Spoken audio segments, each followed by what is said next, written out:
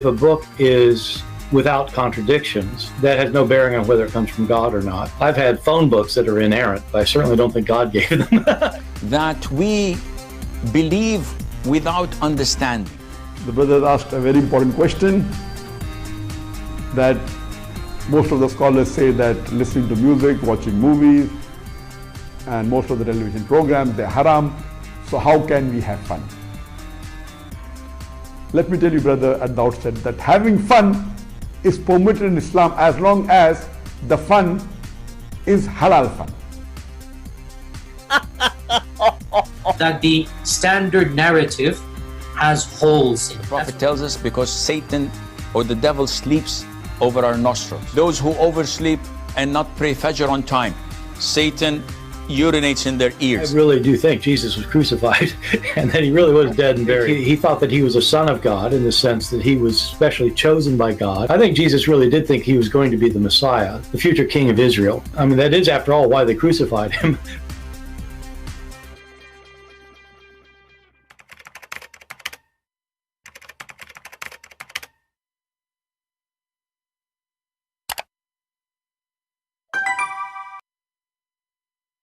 Hello everyone, and peace of Christ to all of you. I hope my voice coming good and clear. Please invite your friends and let us have some good time together. As you see in the title, you know, every day I receive a lot of comments. If you remember before, you know, we have a person, I think this is the same person, who he said that somebody told him from South Africa, he lived in Emirat, that the name of Jesus, the one is written in the cross, is not Jesus. You know, remember the story? Yeah, very silly. But all of us, we knew that the name which is written in the top of the cross, this was letters, it's not even the name.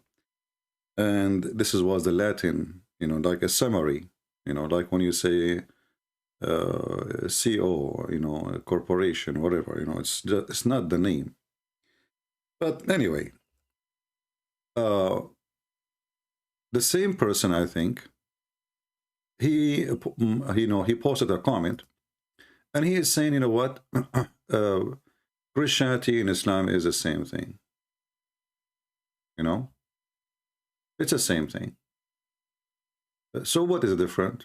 And he said both of them, they are the cure of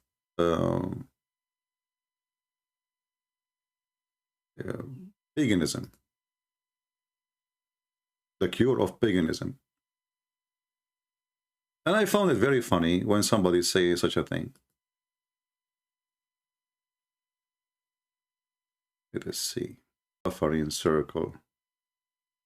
Okay. All right. I think we are back now to normal. All right. That's good.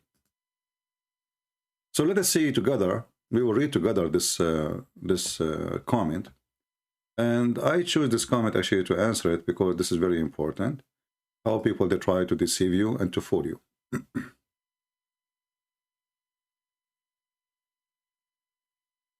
So this is the person. His name is Pax Africana.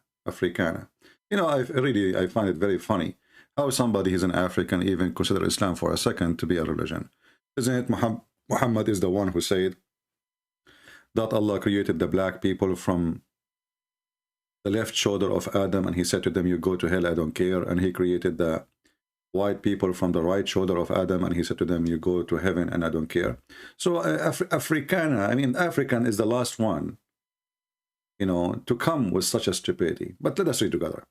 Islam is another name for Christianity, a cure for paganism, adultery, polytheism. The real question remains, which two traditions, Unitarian and Trinitarian, is the true apostolic tradition? You know, first of all, you know, we have to admit, my friend, that Islam really is a religion the religion who fight adultery. I mean, how we can prove that? It's very easy. I mean, you put your head inside a stone made in the shape of a vagina, and you kiss it and you lick it. And this is how you fight adultery. And this is the cure. And then there is a prophet, he claimed, that this stone is going to come in the judgment day and is going to witness for every Muslim. And he claimed that the black stone is the right hand of Allah. Whoever touch it, it erases sin. So obviously you are right. I mean, come on, Islam and Christianity, it's just the same thing. The Christian, they worship the black stone too, and they kiss it, you know. Yeah. And Christians maybe believe that the black stone is the right hand of Jesus. You know, when I say stupidity is amazing, we have to say it. I mean, and by the way, there's a guy, his name is Stefan. You know, Stefan? I don't know if he's listening. This is, you know, from time to time, I get some people who say stupid things, you know, and Stefan is one of them. So Mr. Stefan, he said, you know, why you are bullying, you're doing bully to this guy, something like that, you know, why you bully this guy? Which guy? The guy we spoke to him yesterday or 2 days ago. We are not doing bully. If I call him stupid, he's stupid. I mean, some people who claim to be Christians, they are the last one to be considered Christians. Should I use the same words as Jesus, say to him, evil generation, son of serpent, Satan? Huh? I did not use any of those words. So if you are saying that if I use donkey, stupid, idiot, those are bully, well, obviously you are a certified liar. You are no Christian because you never read the Bible. The Bible, you know, consider people who they don't believe in Jesus foolish, stupid, idiot, liars, hypocrite. It depends who they are, for sure. Like, you know, not everyone, we cannot call somebody a liar who do not know who is Christ yet, right? But there's people who lie about Christ.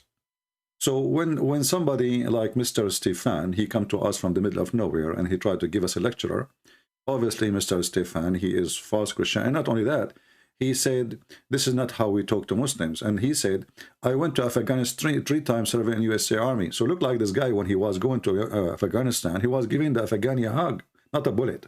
You know, he go there, he's a Christian, he have a gun in his hand, but he never use it because he's a Christian, you know. He don't call them stupid or no. We just give them a bullet. So, you know, there is a lot of silly people who try to school you about how to do things, but they themselves, they never made a Muslim leave Islam. They never made a Muslim accept Jesus. They never even debated with a Muslim. And then they come and they try to school you about how to talk to Muslims. Those people, I believe, I mean, it's the internet. You do not know you are talking to who. It might be even a Muslim, you know. But when you see such people, right away, you are speaking to the hypocrite. Jesus, who spoke about them, those who see the little thing inside the cup, you know, outside the cup, but they don't see the whole big thing inside the cup, they will swallow it. Those, the ones who they make an elephant go inside a needle, you know, and it's okay for them. The needle eye. They come and they school you about how to talk, how not to talk. My friend, if you are a person who can do better, show us how you can do better. I want to see you. You know, bringing Muslims out of Islam and teaching them, and show us how to do it, and I want to learn from you, you know. Anyway, we go back to our topic. So Mr. Parak's Africa, you know, the genius, when he said this, he said that we are just the same, and then he says there is two groups, Trinitarians and Unitarians.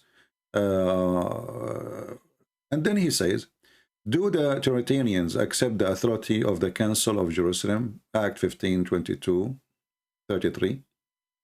No, yet Islam does. But if we ask you, you idiot, if we go to Act 15:22-33, who is the one there? You will see that all the disciples of Jesus is there, and they are the one who made the council. They are the one who come with a decision, and this is about circumcision. So here you see the stupidity of those liars, you know, because always they accuse Paul, as you see here. Was Paul a true apostle? Yes, he was. If so, why does the Catholic Church attribute his tradition to the 12 and Jesus himself? I mean, have you ever heard of a stupid comment, or is that English? I mean, based on your English, you ask the question if Paul is apostle, a true apostle? And then you give the answer, says yes. And then you are asking the Catholic Church why they attribute his tradition to the 12 and Jesus himself. Well, if he is apostle, that means he is apostle.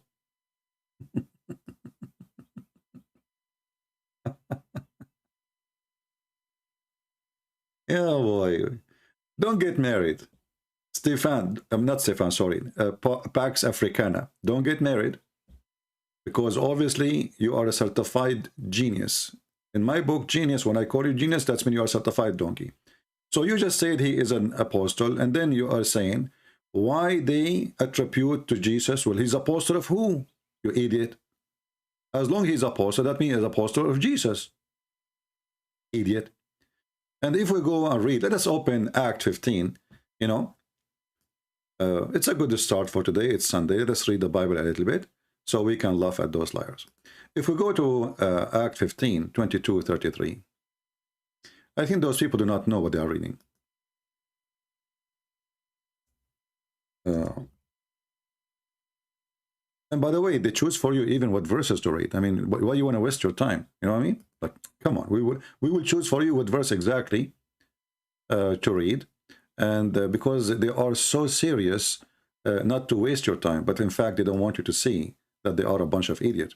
If you see here, this is simply, you know, when new people they start coming to Christianity, and specifically non-Jews, they start asking, well, should Acts 15.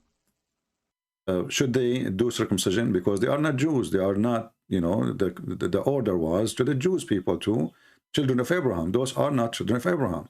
So should they circumcise? So what was the conversation? Let us watch together. And certain men which came down from Judea taught the brethren, and said, Except ye be circumcised after the manner of Moses, ye cannot be saved. When therefore Paul and Barnabas had no small dissension and disputation with them, they determined that Paul and Barnabas and certain other of them should go up to Jerusalem unto the apostles and elders about this question. And being brought on their way by the church, they passed through Phoenice and Samaria, declaring the conversion of the Gentiles, and they caused great joy unto all the brethren. And when they were come to Jerusalem, they were received of the church, and of the apostles and elders, and they declared all things that God had done with them. But there rose up certain of the sect of the Pharisees which believed, saying, that it was needful to circumcise them, and to command them to keep the law of Moses. And the apostles and elders came together for to consider of this matter. And when there had been much disputing, Peter rose up and said unto them, Men and brethren, ye know how that a good while ago God made choice among us, that the Gentiles by my mouth should hear the word of the gospel, and believe. And God, which knoweth the hearts, bear them witness, giving them the Holy Ghost. Here I want to stop it a second. Do you see what Peter he called Jesus? Did you see what Peter called Jesus? Who is the one who gave Peter the command? God. Who is God? Who is God?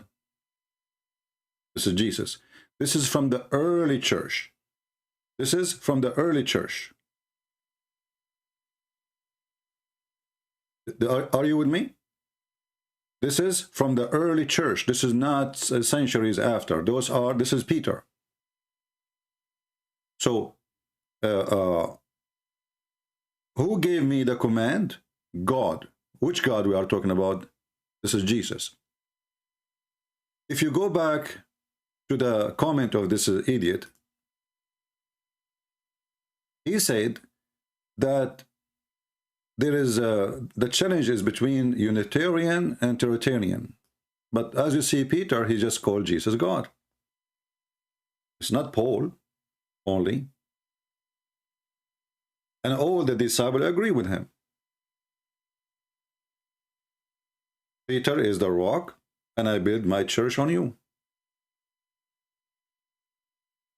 So those liars, they don't even know what they are talking about, and they try to quote for you verses supposedly will defeat your faith.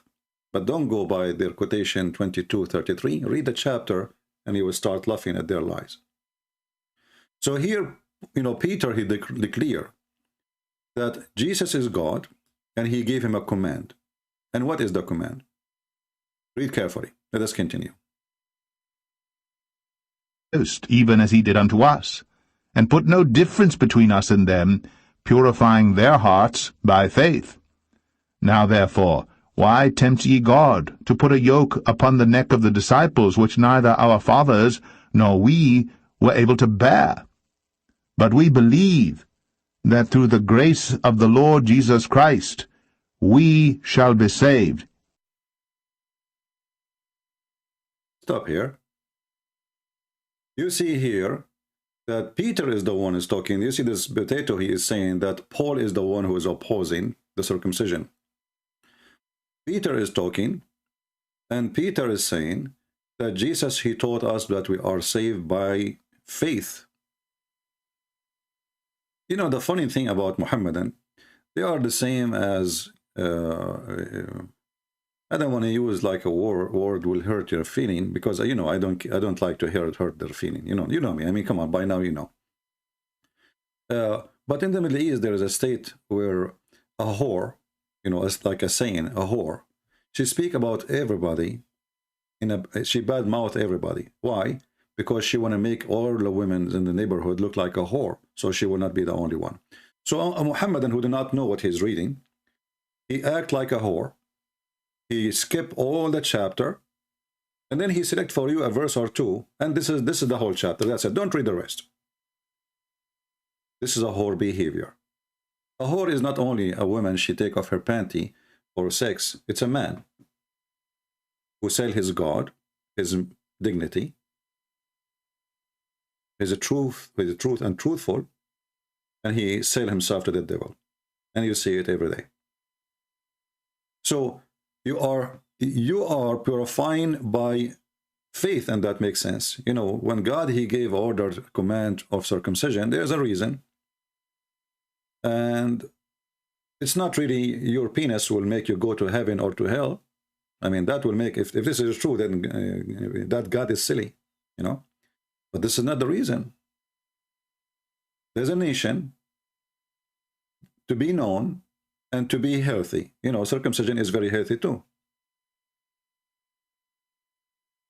You know, in the old days, when somebody is kidnapped from his tribe, how the family, they will know that this person is from them.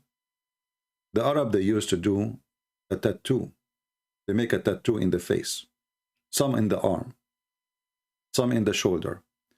But usually they do it in the face right away. So when even they face each other in the field, they're fighting, right away when you see the tattoo in the face of the person, you don't kill him because you know that this is from your tribe. So the Israeli, they have an identity. They are different. And here you notice that if you go in the Quran, when Muhammad, he says that the Sabian, they go to heaven too. And you might say to yourself, what does this have to do with circumcision or the topic? The Sabian, they have a book, it's called Kanza Rabba. In their Kanza Rabba book, they call the God of the Jews Satan.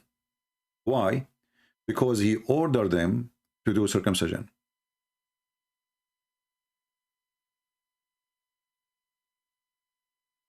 This is what the Sabian believe.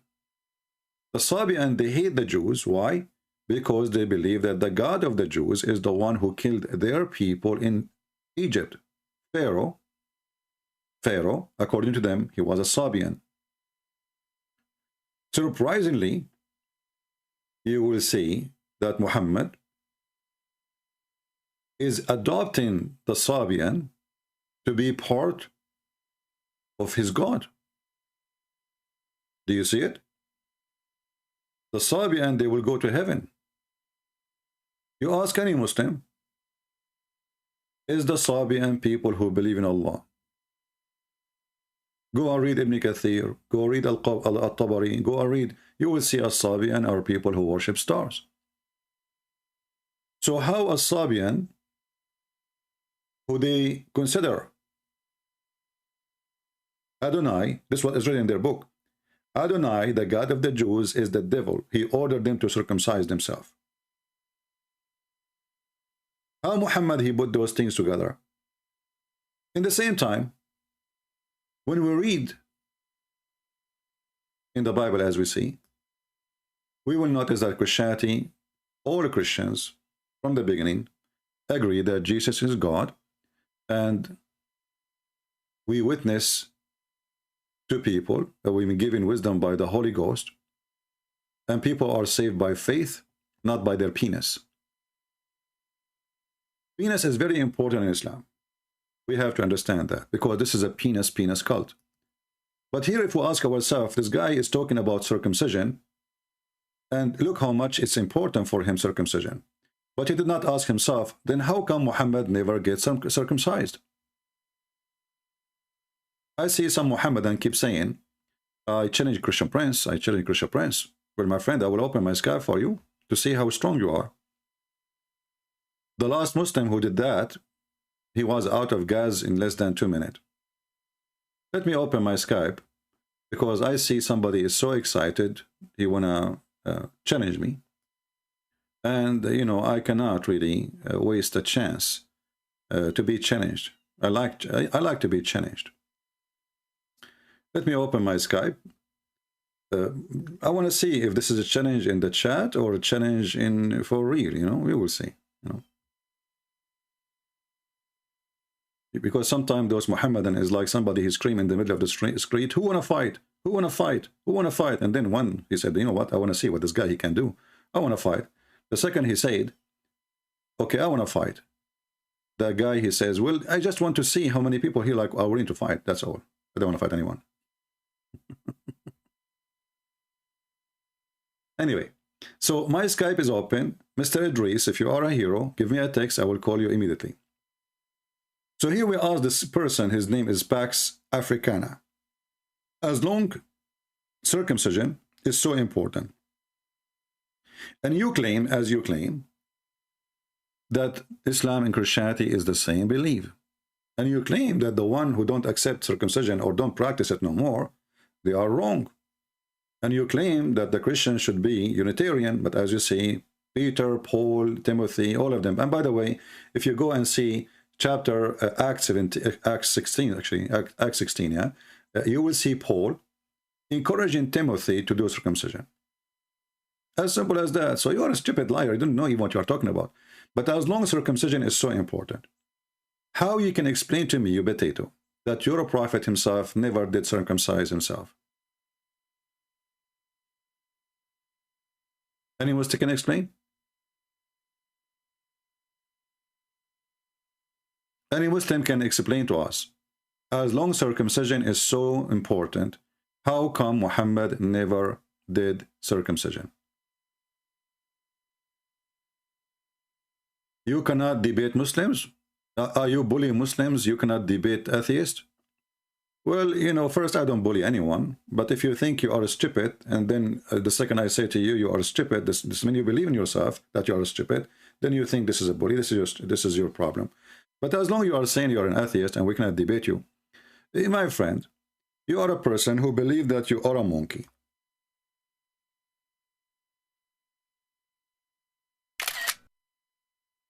You used to be a seal, you know, and then the cow, she drops some poo-poo on you, and this cell grow, fertilized, you know, because now you have all the DNA you need, and you start eating the poo-poo, and then you grow and you became an ape. And you are saying to me you cannot debate an atheist? I mean, a person who want to debate me to prove to me that he's an animal. I agree, you are. The second I say to you, you are an animal, you get upset.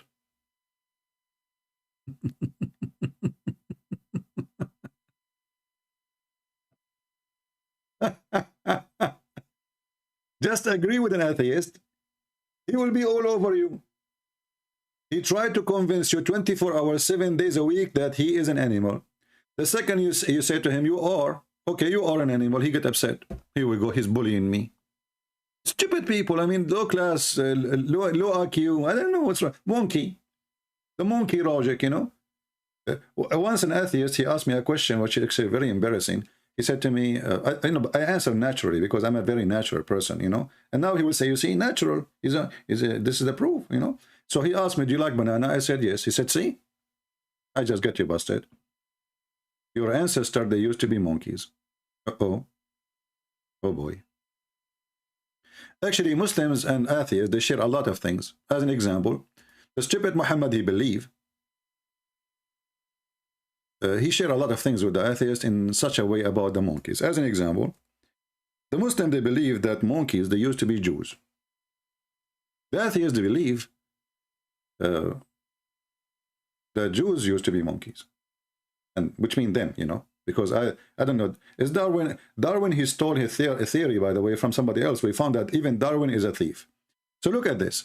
The Muslims believe that monkeys are Muslims, and they practice Sharia law. And once upon the time there was a female monkey, and they practiced Sharia law. And once upon the time there was a female monkey, she cheated her husband. And this is why I would never marry a monkey. Female monkey, I mean, you know? I mean, come on. Obviously, they cheat, you know, they are willing to cheat just for the sake of a banana.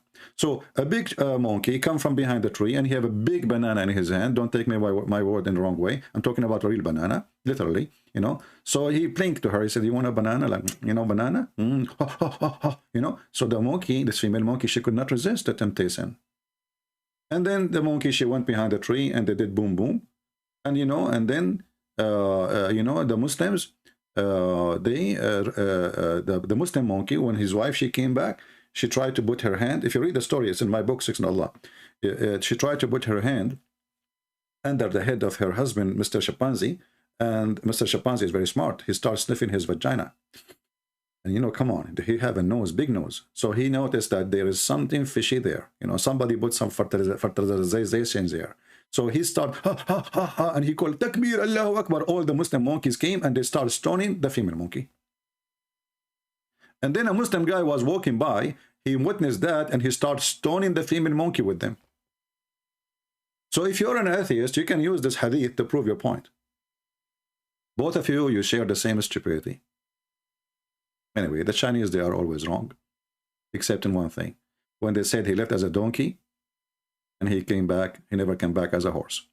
In this scenario here, an atheist, he left as a monkey, he never came back as a human. What we can say. So I don't know if I was able to answer you about being an atheist, and you are so smart, and obviously we are dummy to believe we are human, we are not monkeys, but you share a lot of things with Muhammad, so I think you should convert to Islam. We have a Muslim texting me. Let us see. Don't text me to say hi, I will block you, you know. If you want to text me to say I'm a Muslim, I want to debate, you know, you're welcome. You say to me hi, you wave your hand, I will wave my foot in your face. Let us see this guy. I mean, this guy, every day almost he call me, he get a spank and he leave. I think he like it, you know. You know, there's a lion. There is a lion very famous in the jungle. I will tell you this joke after we finish with Mr. Muhammad. Let us mute the speaker of Paltalk, of Skype, so you don't get annoyed. Hello? Yes, Muhammad, what do you want to say to us? You have been mocking Muslim because of circumcision, but I read in the Bible, in the book of Genesis, chapter 17, verse 14, where Almighty God said, I don't hear you. He shall be cut off. Hello? Yeah. As long you are a person who supports circumcision, and I'm not against it. Who said we are against it? You are stupid. But as long you are saying that you are a Muslim and you hold on, you are a Muslim, you follow the old. You are a Muslim who want to follow the Old Testament, correct? So how come your prophet never been circumcised? That's not my question. So you are calling me to school me about circumcision, and then you're a prophet himself, he never circumcised. You need to explain to me why. Either you are following the order of shut up, don't see me. You need to explain to me how those people, they claim that circumcision is a must. Their best man, don't you Muslim, aren't you Sunnah? Sunnah is to practice what Muhammad did. Did Muhammad ever hold his penis and he used a qaddum, as he said that Abraham, he used a qaddum to cut his penis, ads. So did Muhammad use the ads, or he ever circumcised himself? This is the reason you always win the debate, because you want to change the No, topic. you need to answer I'm me. saying that If you are schooling me about circumcision, well, yes. hold on, stupid. Paul, he was Yes. circumcised. Now I'm Peter, all the yes. disciples of Jesus was circumcised, and Let me Jesus, educate shut up. And Hey, Jesus, he Sippy, was circumcised. Why you're a prophet? Why you're a prophet? Why you're a prophet was not circumcised? Okay, Sippy. If you are true Christian, then please let me talk. Then you can find Yeah, who is a true but you need to Christian, who is answer a me. true Why Muslim. your prophet was not circumcised? Yes, okay. Let me go further. First of all, I want to read from the Old Testament. No, before Yeah, you your answer book. about this is not your book. Before you tell me about your prophet, why he did not circumcise himself by the ads like Abraham.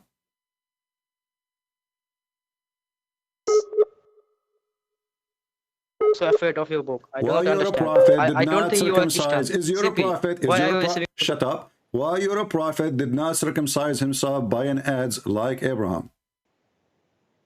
Sippy. CP, I you have know, to say that you are go. finished. Just let your dad talk to me. I mean, you see how stupid they are? They school you about circumcision, and their best man himself, he never did circumcision. So based in the book you did read for me, from the Old Testament, your prophet is filthy. Do you see the stupidity? And you know, I don't know. I mean, Abraham is a good man. But it's very weird that Abraham is using an ads or aids, I don't know what they call it, in order to to do circumcision. I mean, do you know how big this thing? This is what Abraham he used to do circumcision to himself, brother.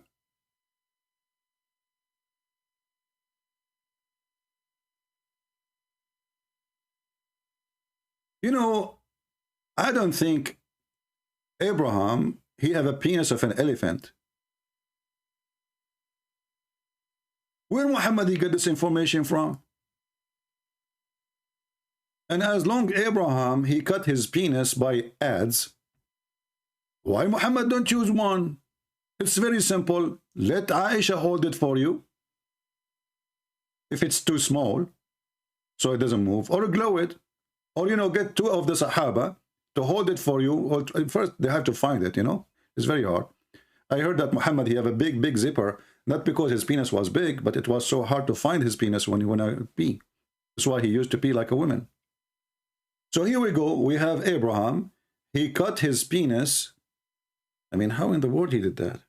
By an adze. At that time, there's no knives. Adze. Like he put it in the table like, hey, Allahu Akbar, man, what if he miss?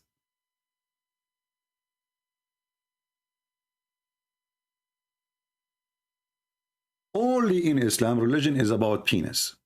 It's a penis cult. This is why their prophet, he promised them when they go to heaven, their penis will be endless. And then when the Muhammadan, they speak about circumcision, we find that Muhammad himself, he never been circumcised. Never, you know. Going back to our topic, this Muhammad is this is how you win a debate, because I win a debate because I insist that a Muslim, he can't escape the topic. The topic is circumcision. Okay, we know that there's a verse in the Bible says, you know, do circumcision for the Jews. We know that. But why you're a prophet? You Muslim, you follow who? You don't follow Muhammad. Because if you follow Muhammad, Muhammad never did circumcision. There's one of two reasons. Either because he's a female, but you Muslims, even female circumcised. And by the way, how in the world you circumcise a female, you idiot? You Muslims are confused about who is the one who have a penis. So the God of the Jews, he told them to circumcise the men. You Muslim, you circumcise your women? Do your women look like men?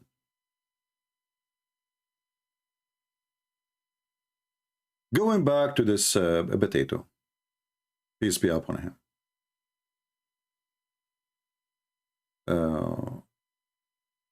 Yeah, this guy. Was Paul true apostle? He says yes. And then he says, why the Catholic attribute his tradition to the 12 and Jesus himself? You know, I don't know. When people, they speak about Paul, when he's, on one hand, they say, is Paul is an apostle? And they say yes. They gave the answer. And then they say, how come the Catholic? What the Catholic have to do with this anyway? All of us Christians accept what Paul says.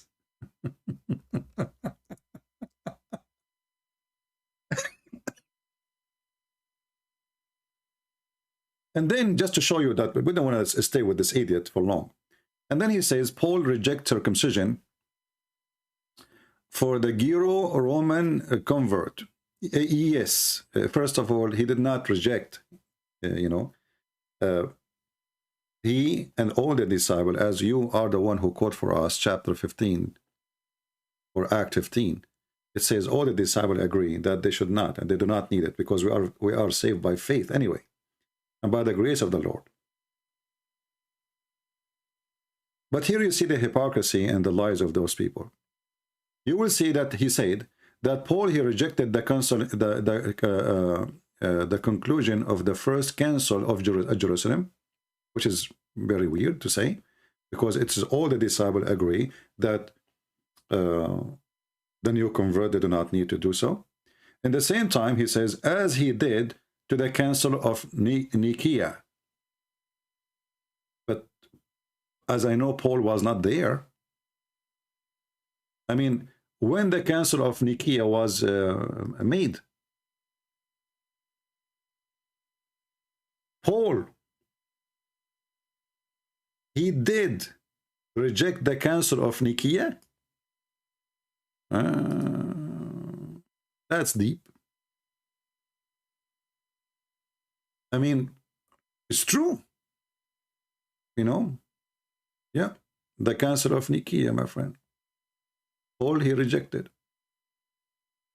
And here you learn how you can take your knowledge from Abdul.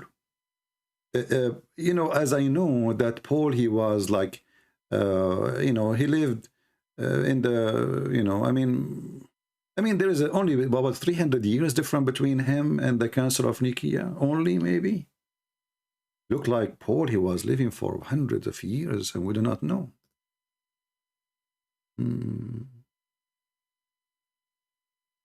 It happened to me, actually. I have my grandfather. He died holding a stick, as you know. His name is Solomon. Nobody noticed that he's dead. And he was holding a stick for hundreds of years. So when the Council of Nicaea came, my grandfather, he was there. He did not talk, by the way, because obviously he's dead. I mean, but apparently he was alive. I mean, look how silly, how stupid they are, how dummy, how far they can go with their stupidity, how much they are desperate.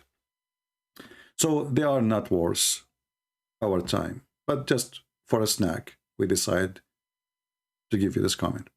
Now, if we have any Muhammadan would like to call us, feel free. And we have a question: if Muhammad is a prophet of Allah and he was following the teaching of the Jews, as he claimed, and if we have the same God, and you know, the guy, he says we have the same religion, right? Well, our belief, our God is a spirit. Is the God of the Muslims a spirit? If we have the same, if we are the same religion or the same belief, then their God have to be a spirit. Allah is not a spirit. Ask any Muhammadan. Allah is not a spirit. If we have the same God, we should have the same nature of God, and we should have the same heaven. The heaven of the Muhammadan is nothing but effing. Go watch my debate with the Muslim. When I ask him, Allah, he says in the heaven, whatever you wish. What if somebody, he wished to F you? He said, so what? What if somebody wished to F Muhammad? So what? What if somebody wished to F his mother? He's sick. So what? Allah, he says, whatever you wish. Do we have any Muhammadan would like to join us and call us? Anyone? So I want you to remember one thing. When a Muslim, he speak about circumcision, ask him, how come your prophet never circumcised. Never. How come?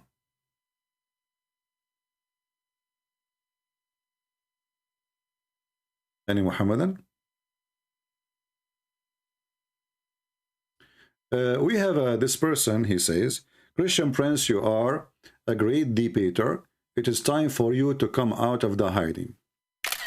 My friend, I can say that you have a mental illness, and you, each time you come here, you say the same word. I think this is what your wife, she said to you before you sleep. You have a great penis. It's time to make it come out from the hiding. This is why you don't have kids. Idiot. How I am in the hiding and I'm publishing my books and I'm speaking to public, making seminar, speaking to millions of people. It is you who is in the hiding, you potato. I am a great debater and you are just a robe. And you are a useless robe. Do we have any Muslim here who would like to talk to us? I mean, where those people come from with this stupid comment and great debate? I mean, come from the hiding. Who is hiding? What do you want to do? I mean, if I open the camera, what that will do for you? You like to see me? Eh? Do that make you excited? Hippie? Stupid people. People here are lining up to listen to me, what I will say, not how I look like. None of us saw Jesus. We never saw him. But we read his book. And we believe in him, but we did not see him. So only silly ones, they say silly words. So come out of your silly stupidity. Do we have any Muhammadan? Anyone? You know, people, they sometimes they get surprised about how, let us say, harsh I am. But I find it the easiest way to show a person how stupid he is to be harsh with him. You know, I don't sugarcoat things as it is. I mean, you say stupid things, I will shower you. Try me. I don't care how you feel. So, do we have any Muhammadan would like to call us or join us? Abu Sajid. Okay, Abu Sajid, I'm going to explain to you the question, but do you, Your Majesty, do you feel strong and confident enough to go and call me and ask me the question? What do you think, guys? We have a Muslim. His name is Abu Sajid. I don't know how you can be Abu Sajid, because obviously he is a Sajid. Do you know what Sajid mean? The one who is bowing down. So how he is a bowing down, and you are his father. If he is bowing down, this means he never been in the belly of your wife. But I will answer your question if you are brave enough to call me. However, even if you are not brave enough to call me, then you are going to force me to answer your question. Everybody will laugh at you. Choose one. Which one you want? Choose one. Abu Sajid, do you like to text me in Skype and I'll talk to you? I want to see if Abu, you know, in the Middle East, they call like Abu is supposed to, he's the man, Abu, you know, but none of them have men and kids. Muhammad himself don't have kids. Abu Qasim. Like, what is Qasim? His name is Abu Qasim, but you don't have Qasim. I mean, shouldn't you have Qasim first before you call yourself Abu Qasim? The Muhammadan is like somebody who calls himself the guy with the, it's like saying Sam Shamoun, the guy with the hair. Like, the guy don't have hair.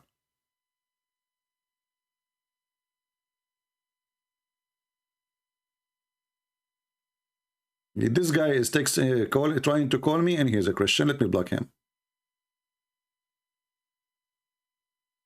And he texts me and he said to me, I'm confused. Well, stay confused. As if I care. Abu, are you willing to call me or not? I will call you as long you don't deflect like a kid. Well, listen, as long I am deflecting like a kid, that will make it easier for you to make fun of me. I mean, come on, you are talking to a kid. Are you worried? that someone you say he is a kid is going to make you look stupid? That doesn't make sense. Text me, Potato. Be the man. Are you going to text me? Okay. Who wanna bet that Abu Sajid don't dare, and now he is holding his private part and hiding it so he will not hit over his nuts, and he's trying to change the topic. He don't want to talk to me no more. He will not call me. Abu, are you a man who can make his word come true? Speak by your mouth. Oh, what you need to do, call me and say the question. That's it. You want to stay, you can stay. You want to leave, you can leave. I mean, the question is there. You don't even dare to say the question to me? Are you there?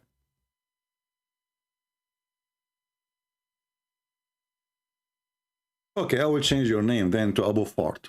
So Mr. Abu Fart, he made a fart. He said, explain to me, explain why your God had to sacrifice himself to save you from himself. First of all, can you show me where in the Bible it says that God had to sacrifice? Can you show me where it says he had to? I will give you 20th century from now. You are a potato like your prophet. You say words you do not know what you are saying. And then you said, to save you from himself. I will take your logic. So, if God, he ordered us for something, he should not sacrifice to save you from himself. That's deep. Abdul, let us open the Quran and then everybody will be dying laughing at you. Is it your God? He sacrificed to save you from himself. And this is a story Muhammad, as usual, he stole from the Jews. Read with me and laugh. It says here,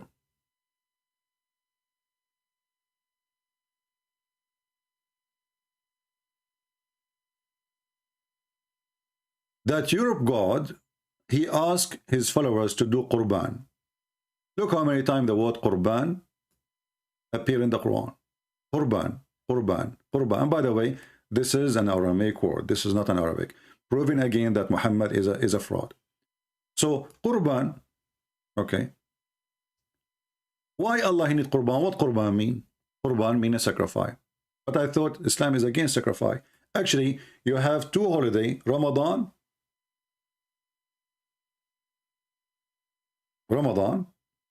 and the other one you call it Adha, but both of them they are Adha, which mean Qurban, sacrifice. Right now, when at the end of this month, you will sacrifice thousands and thousands, if not millions of animals.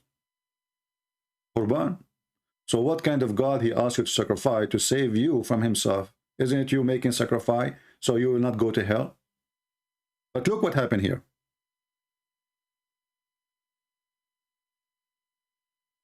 Allah, he sent the sacrifice to himself this time. Usually Allah, he asked the Muslim to do sacrificing to him. The Muslim do it. In this case, Allah, he did himself sacrifice. The chapter of As-Saffat,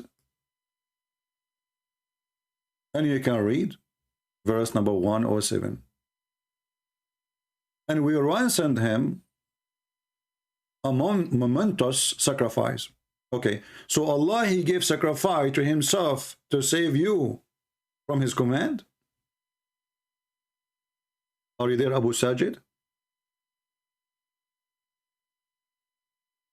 Allah, he gave sacrifice to who? You see, I'm going with your logic. That my God, he gave sacrifice to himself? You said that, not me.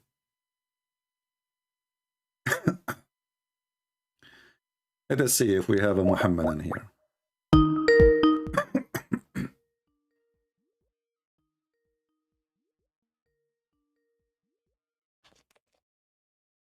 Hello? Hello? Yes, my friend, you are live on air. How are you? How are you? I'm very good. Why you are changing your voice? What do you mean? I don't know, your voice, you are changing your voice, obviously. This is my voice. Oh, okay, so what do you want to say to us? Are you watching the topic? I just want to say, like, just stop preaching, man. Ah, okay. Do you like to read the Quran for me? I read the Quran every day. Okay, chapter 5, verse 14. Can you read it for me? Which one? Chapter 5, verse 14. Okay, hold up. Hmm.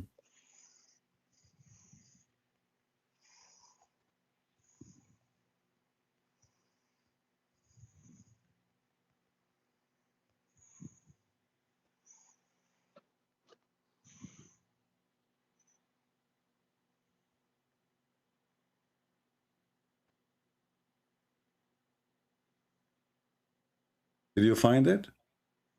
Give me one sec.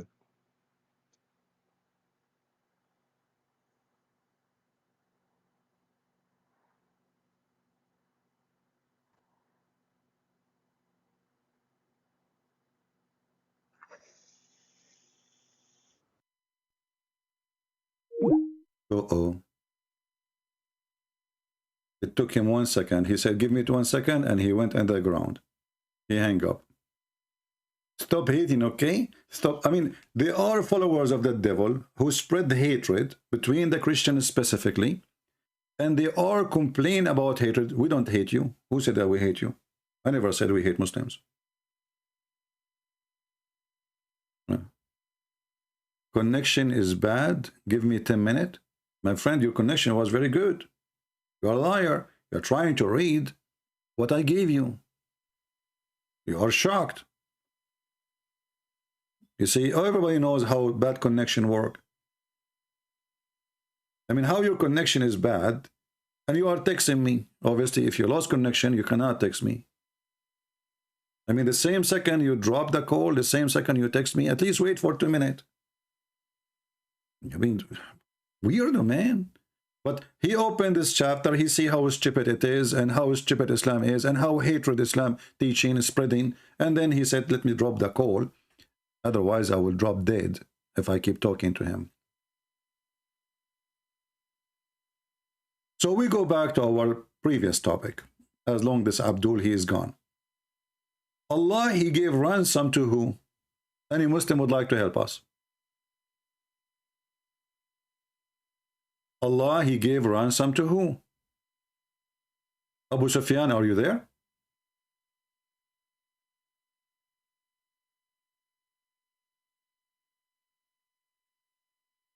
Abu Sajid, sorry, Abu Sajid. Are you there, Abdul?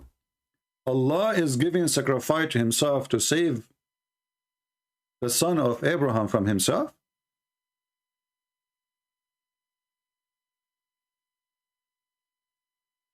And why Allah is giving sacrifice?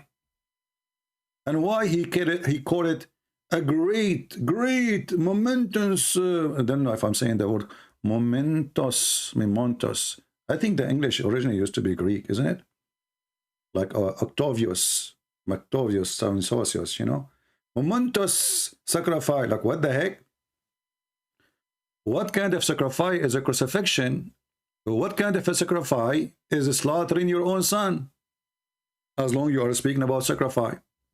Secondly, you stupid idiot, Jesus never asked the Jews to come and kill him. And this is how we get them busted. If you open your Quran, you stupid idiot, you will see that the Jews, they plan to kill Jesus. It's not Jesus. He said, hey, Jews, hello, come and kill me, man. And by the way, don't forget to crucify me, okay? I like crucifixion. You are a stupid mental like your prophet. I mean, if you want to make a lie, Muhammadan, come with a lie which fit with your Quran. Isn't it the stupid Quran says that Allah, he saved Jesus from the Jews who they say, we killed Jesus, the son of Mary, the messenger of Allah.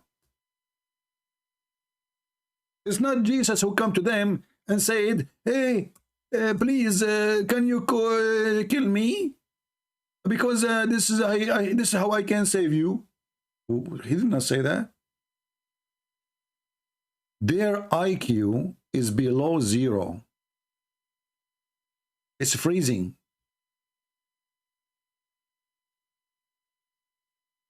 Do you see it? Are you against your Quran now? Same time, here we notice that the Jews, they wanted to kill Jesus. And by the way, did you notice what Sheikh Omran, he said? Sheikh Omran, he agreed that the Jews did not kill Jesus. He said, this does not make sense. Are you saying to me, actually he said, stop your nonsense. Stop your nonsense. Are you saying to me that Allah, he placed someone else on the cross? Someone he did nothing? Nothing wrong?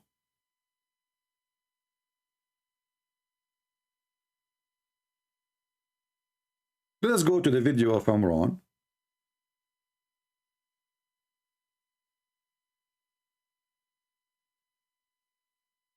Let us find it first. We need to add this video, this part into the intro of our video.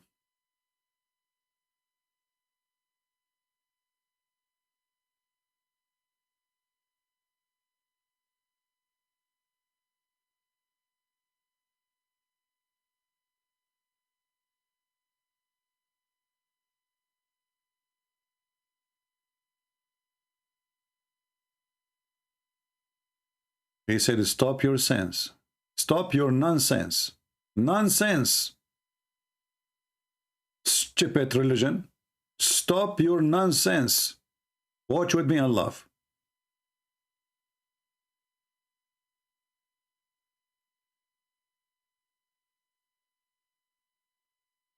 What did Allah do to make it appear that he died?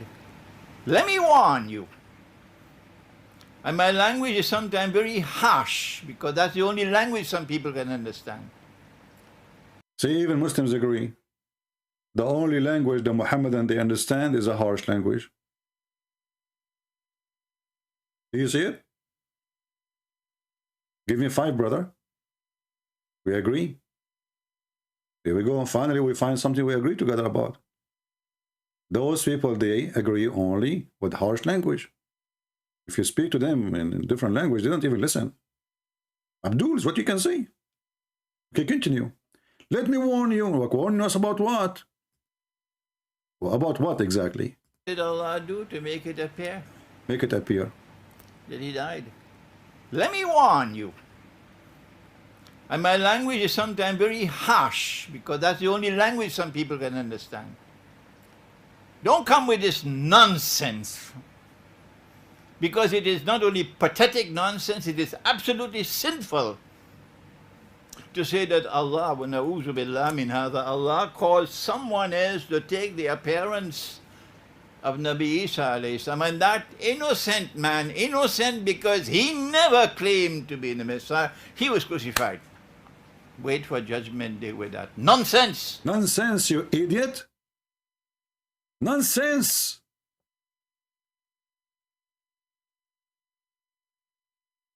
Stupid Muhammadan, do you hear it? Nonsense!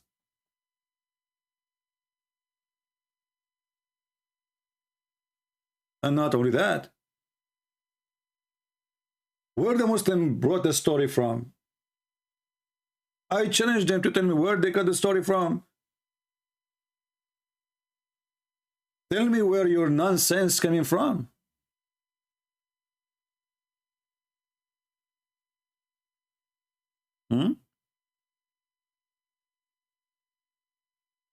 The black stone kissers. You see, Muhammad, he tried to insert his head in Judaism and Christianity to make himself look like legitimate religion. But all of us, we knew that the God of Islam have nothing to do with our God. The worship of Islam have nothing to do with our worship. The ethic of Islam is below 1,000,000 times zeros. The nature of their God is different from the nature of our God. The heaven of their religion is not the same heaven of our belief. So what is left? Nothing.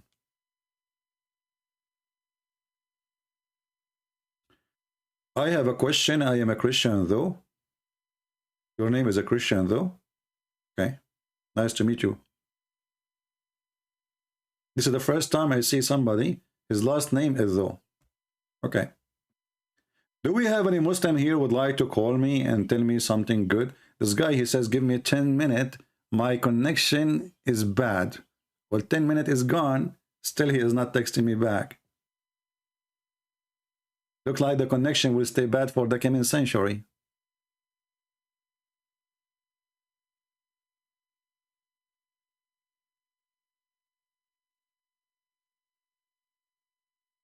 Hello?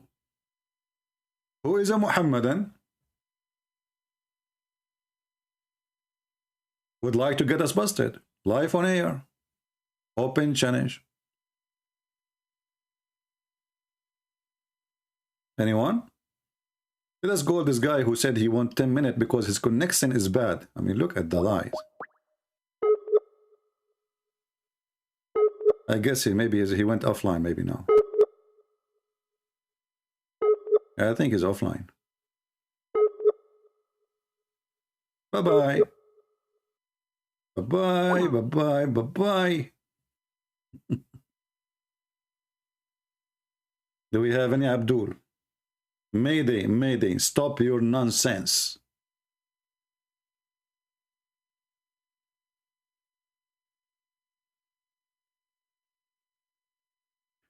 "70% of the Quran verses you have debunked are not included in your book, The Deception of Allah." Well, my friend, my book, Deception of Allah, is just to give you a great tool to refute Islam. It's not to write about every verse in the Quran. Otherwise, then I'll have to make a book like 10,000 pages. When we write a book, you know, there is a book is written like fast food, you know, like a sandwich. Like, you know, our brother here, Sheikh Umad, he made a video. I don't know if you watch it. A mix, you know, mix, which is a summary of the barbecue we did last time to this guy. He called himself Perfect Dawah. So my book is not like that. My book have a lot of details you never heard before. But we cannot cover all the details in a book anyway. We have enough details to destroy Islam. Do we have any Abdul would like to join us?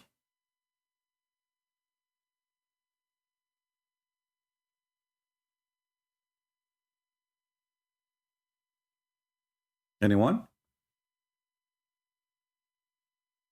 Who is a Muslim would like to join us?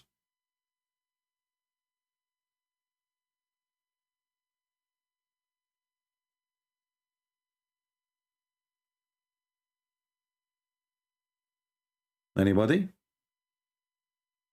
Mayday, Mayday, Mayday. Listen carefully.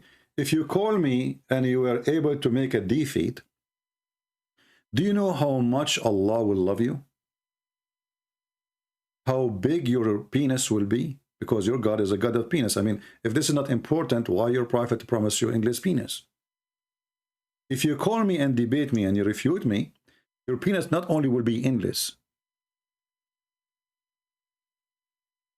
your penis will be end.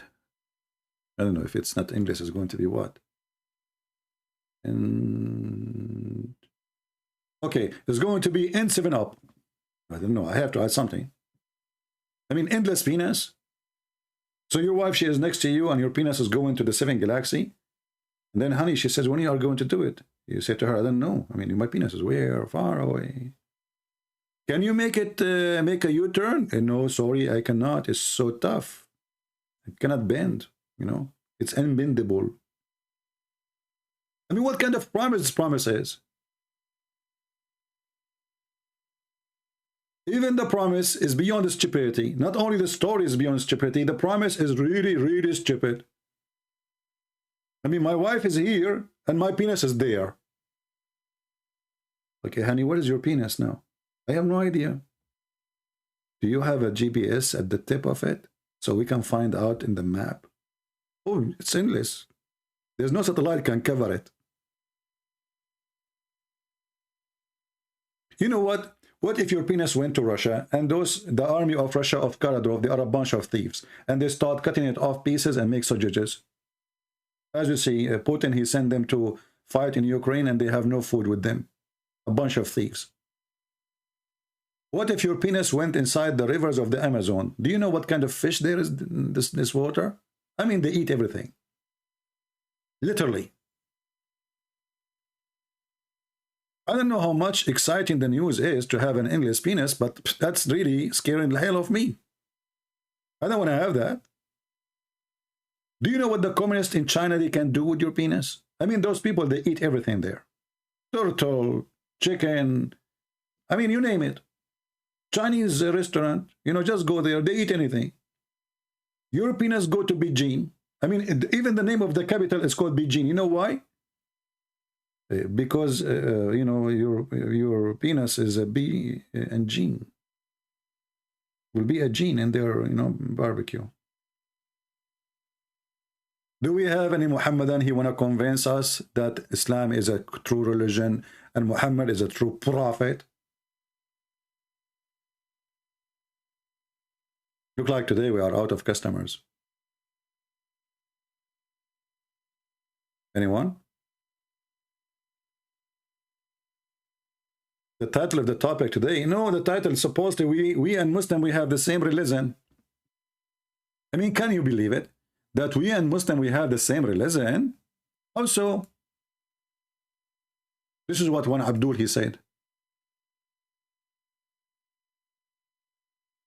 And look, this is Zakir Naik, he put his head inside the black stone. Yeah. I mean, how disgusting, how stupid, how false. To believe that God, he sent the stone. Who sent the black? Do you remember the conversation I had with the Muslims called Convert to Islam something? So I asked them, brother, I have a question. I did it live here with you. You remember? So I asked him, I have a question. Why Muslims kiss the black stone? The guy took him like 5-10 minutes to answer. And he says, because it's holy. And then I said, why it's holy? He said, sorry. Why the Muslim kiss the black stone? He says, because the yeah, because it's holy. I said, why it's holy? He said, because the Prophet kissed it. I said, why the Prophet kissed it? He said, because it's holy. We kiss it because the Prophet kissed it. Why the Prophet kissed it? Because it's holy. And why it's holy? Because the Prophet kissed it. Any Muslim can tell us why you Muslim put your head inside stone in the shape of a vagina. And by the way, I'm not making things up. This is stone, according to Islamic interpretation, was a vagina. Women, they used to put their hand over their vagina when they have their period, and I can show the reference. And they place their hand in inside the black stone in order to get fertilized. And you know, just to make it more simple, in case you do not know, there's nothing left of this black stone. I mean, this is here showing you that Islam is a fraud. How this black stone is going to witness for us in the judgment day. And nothing left of it. If I go right now and I search for the black stone, let me do that.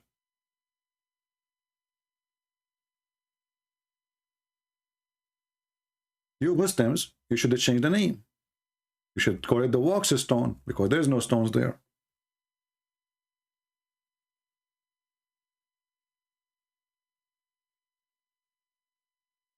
Look with me. I will put the images in the screen so you will laugh.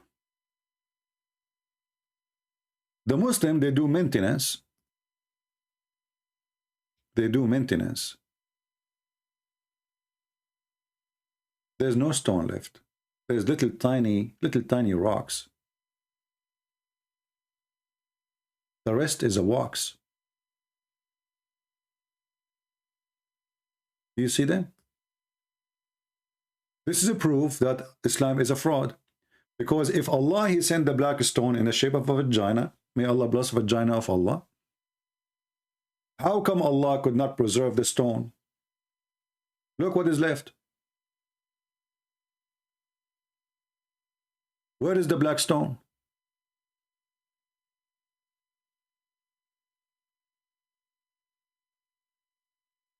Little tiny rocks, and the rest is wax. So when the Muslims, they claim that they are going and the black stone will witness for Allah in the judgment day, well, shouldn't Allah then preserve the stone?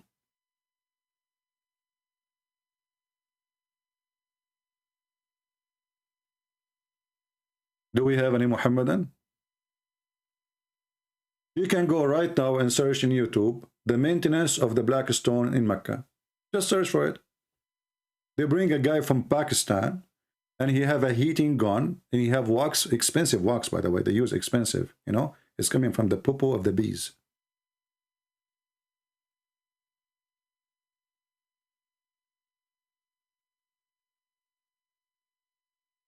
Any Muhammadan? And then you ask the Muhammadan, okay, why Allah he sent the black stone? And then every one of them, he will give you a different story. As usual, nothing new, you know, every one different story. And then they say that, do you know that Allah, he chose the location of the Kaaba?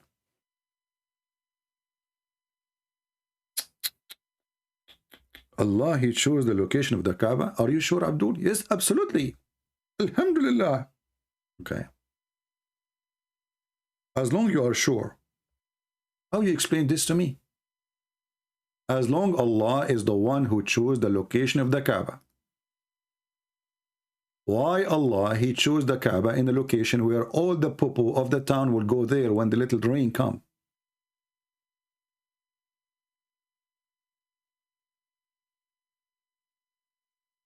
Do you see it?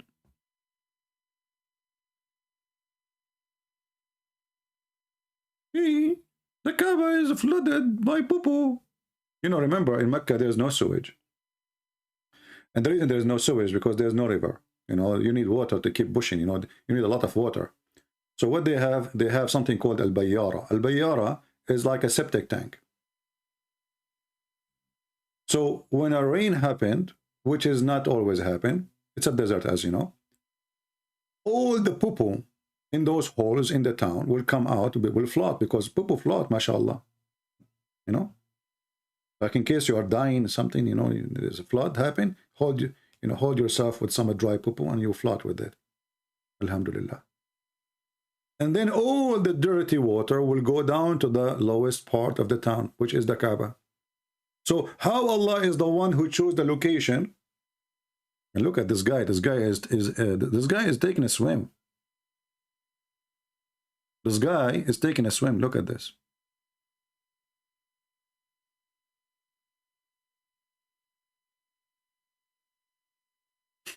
Allah chose the location. So imagine you hire an engineering company to choose the best location for you to build your house. And then we find out that they chose the worst location where it's going to be flooded by poo. This is alone is enough to prove. And you know what? Let us say it is the lowest location in the town. But can't Allah change the direction of the water? This is his house. Can't Allah save his house from the poo flooding? It's just a question.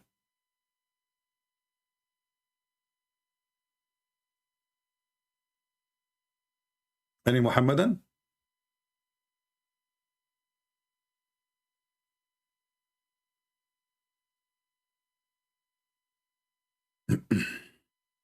Anyone?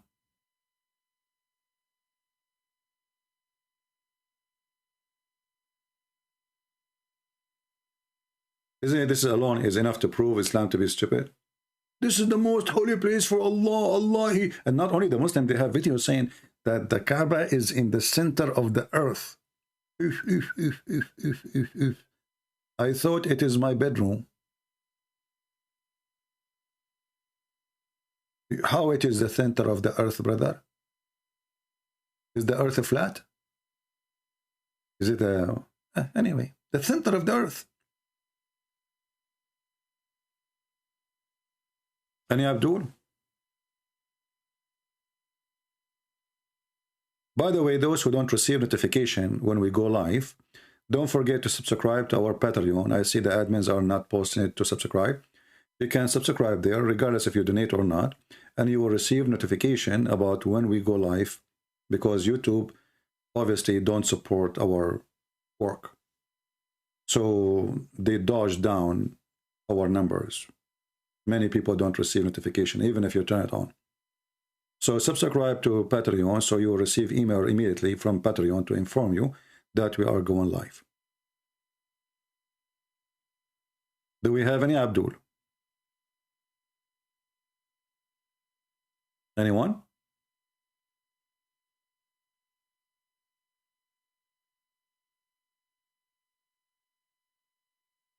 Anyone? What is the brave, you know? What happened? What is the proud Muhammadan? Islam is amazing religion, brother.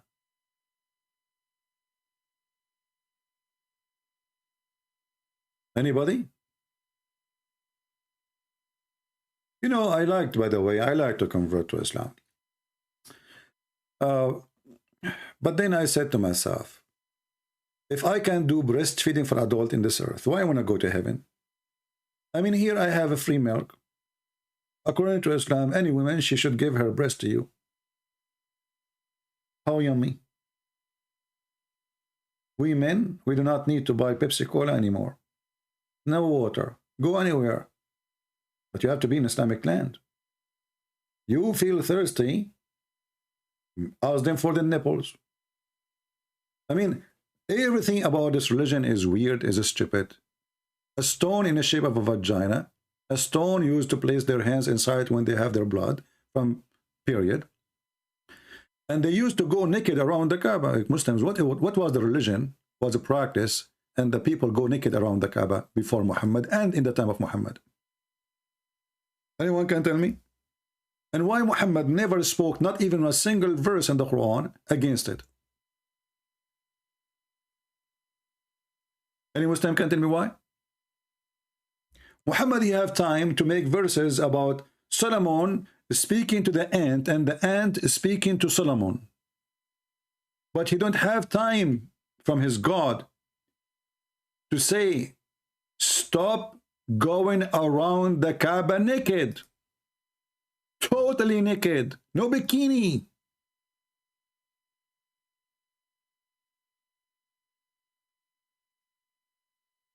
No bikini.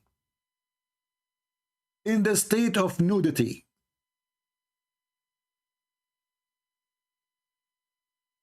What was the religion of Muhammad? And what was the religion of those who pray in front of the Kaaba? And why they have to go totally naked? Hey Muslims, I have an idea. You can get a lot of money from this. I mean, you will get a lot of perverted people going there if you switch to the old tradition. Actually, already they are doing that. I mean, women, they are not allowed to wear panties, and Muslims, they wear a sheet. There's nothing there. It's just a sheet. Any Muslim can tell me what was the religion? Require you to go around the Kaaba naked? And until now, nothing changed. And why no verse in the Quran is speaking against it? Allah was blind? The Muslims, they are chasing us for circumcision. You need to circumcise yourself, brother. This is in the Old Testament. You need to circumcise. What the heck? Your prophet never been circumcised. And the Kaaba was a place of nudity. Man, imagine if I was at that time and I go and I have live internet and I go live in YouTube. Oh boy. Man, I will get 1 billion views in 10 minutes.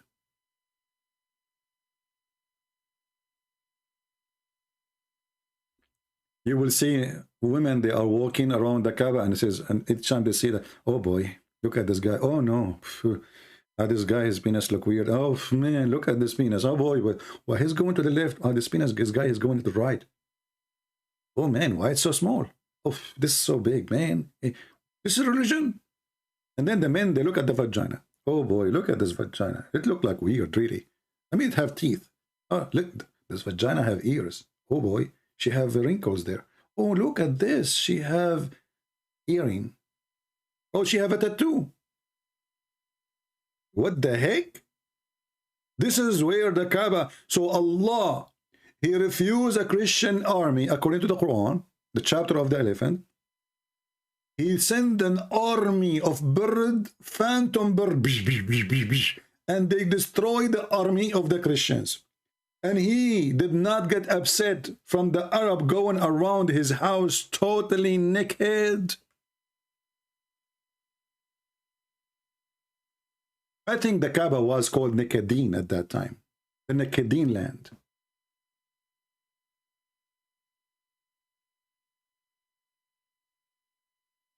Do we have any Muslim? Why you people are laughing? This is reality. Come on. Imagine yourself walking there and you see all those scenery, you know, like penises moving like, you know, right and left, you know, and women, vaginas, and, you know, look at her ass. MashaAllah, alhamdulillah. This is big. This is bigger than my TV. Alhamdulillah. You know? Why they were going naked? Who wanna volunteer to tell me what was exactly the religion is a practice and Muhammad was following it? Remember, we have Sheikh Uthman, may Allah bless his tomato sauce. He said that Muhammad, remember, Muhammad was from Quraysh. He is not Abrahamic and they are pagan.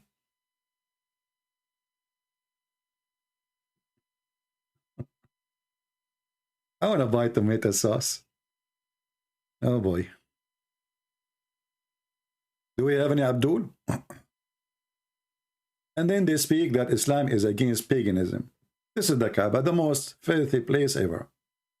And not only that, if you go in the, I mean, this Christian prince, he keeps saying to us, not only that, and then he got us with something really scary. Look at this. The Muslims in the time of Muhammad, they witness that we as an Arab, we used to worship stones. Worship what? Stones.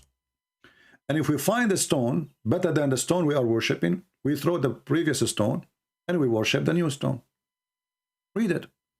This is Sahihul Bukhari. Like, what the heck? Yes, this is Sahihul Bukhari. We used to worship stones. And when we found a better stone than the first one, we would throw the first one and take it the better. Okay, so the Arab, they found a stone.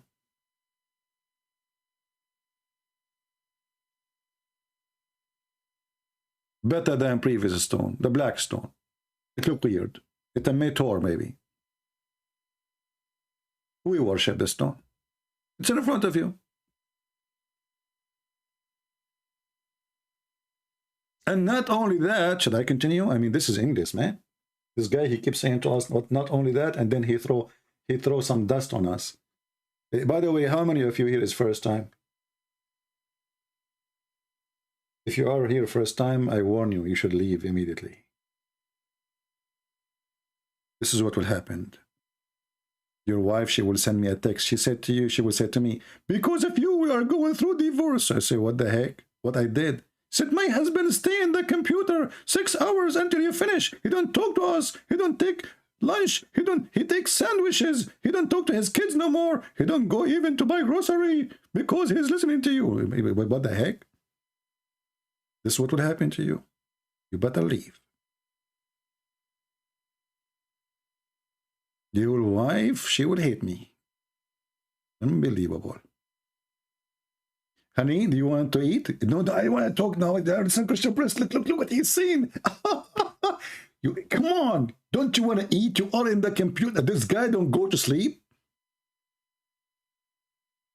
Unbelievable. And by the way, I am not the only source of divorce according to the Quran. According to the Quran, Allah is the only source. He sent 2 angels to open school of Harut and Marut to teach black magic, so your wife will fight with you. I mean, look how deep this cult is. The wife and the husband, they are fighting because of Allah. He opened a school of Harut and Marut and the Babylon Tower. That's deep. You think that's, you know, you are not getting along with your wife. Maybe your mother-in-law, she's involved. Maybe. But no. The source of the problem is Allah. Allah, He opened a school of magic.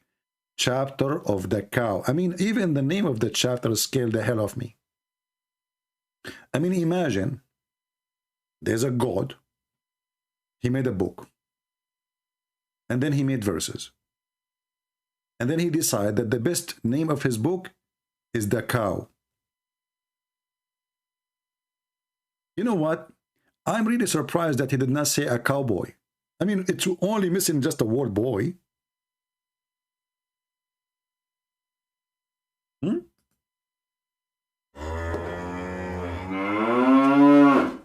Muslims, why in the chapter of the cow, the story of the black magic is located? Shouldn't you have different chapter for this?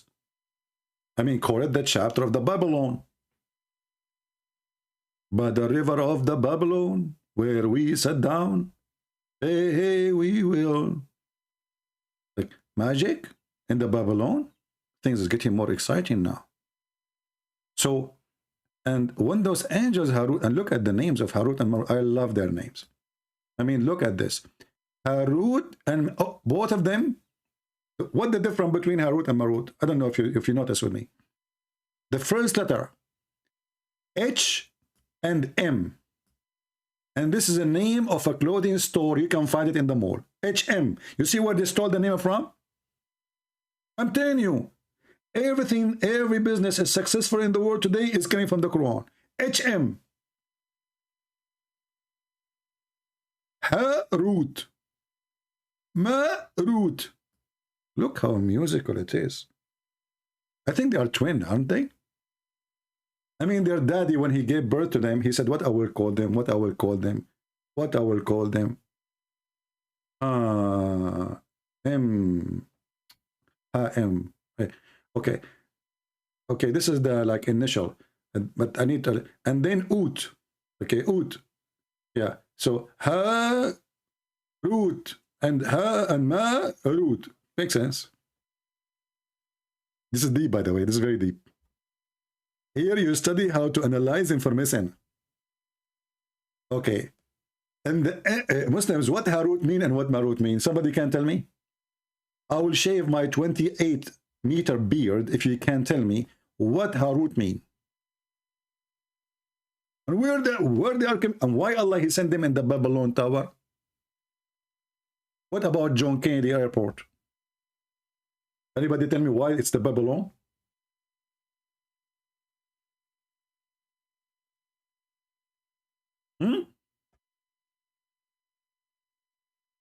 Hello?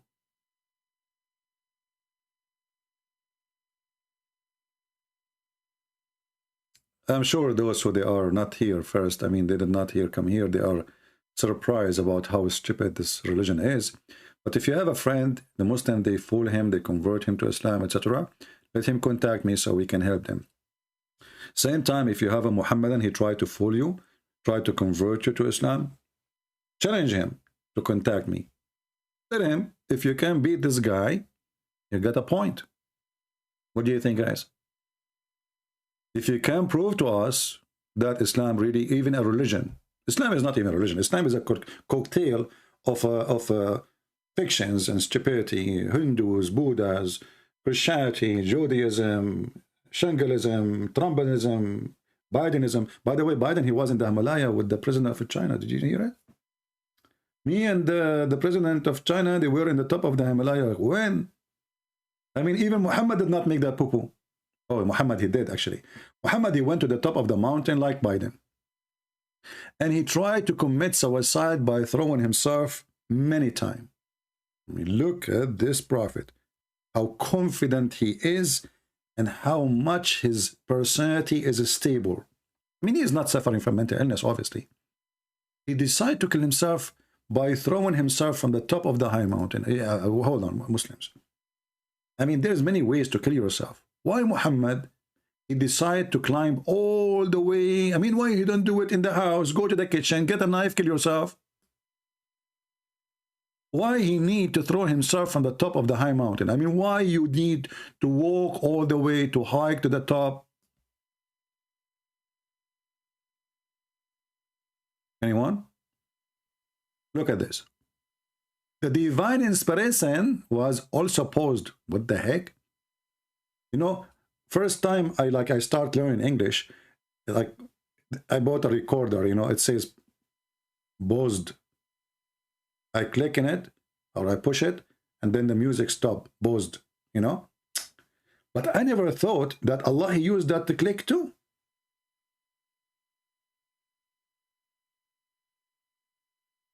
It's amazing. It looked like the Japanese, when they made Sony recording stereo, they took the paused option from Allah. I'm telling you, everything is coming from Allah. Look how many things we discover. We discover that HM is coming from Allah. Paused is coming from Allah. Allah decide to pause His inspiration. Okay, inspiration, you pause now. Ping. That's deep.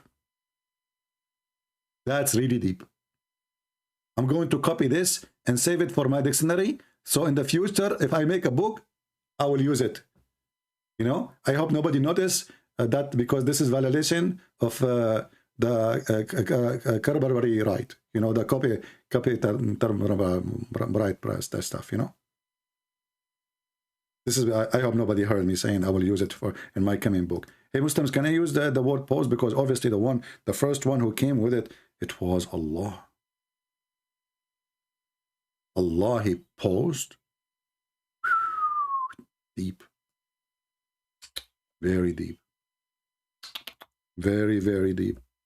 I mean, it doesn't matter how many I do. This is a Middle Eastern, by the way, Middle Eastern style, like you know, something wrong happened. Like it's like a chicken, you know. Yeah, but anyway, as you know, that Prophet Solomon, he learned the language of the birds. True. And if you don't believe me, I did learn the language of the birds too. I went to the same school.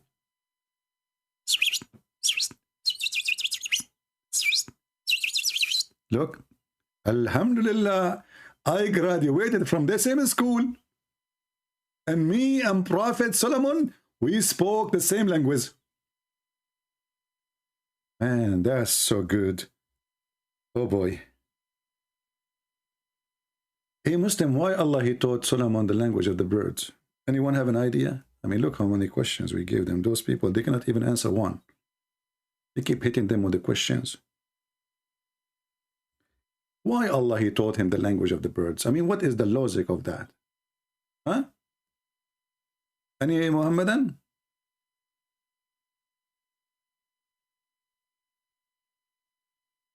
You don't believe me? I speak language of birds, huh? Ah, you don't believe me. I feel sorry for you. I went to the same school. Remember, I'm a Middle Eastern, and Solomon is my cousin, all right?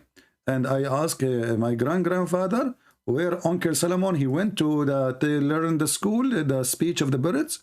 And then I went there, and Mr. Turkey, he was our professor. You know, I don't know what he's saying in the beginning, but after that, I start learning, you know. It took me some time, to be honest with you. And, you know, my teacher, he lost all his feather in order to teach me one word. I mean, the guy, he was getting naked, literally. He was ripping himself apart, trying to teach me how to say hamburger. And I keep saying Dumburger.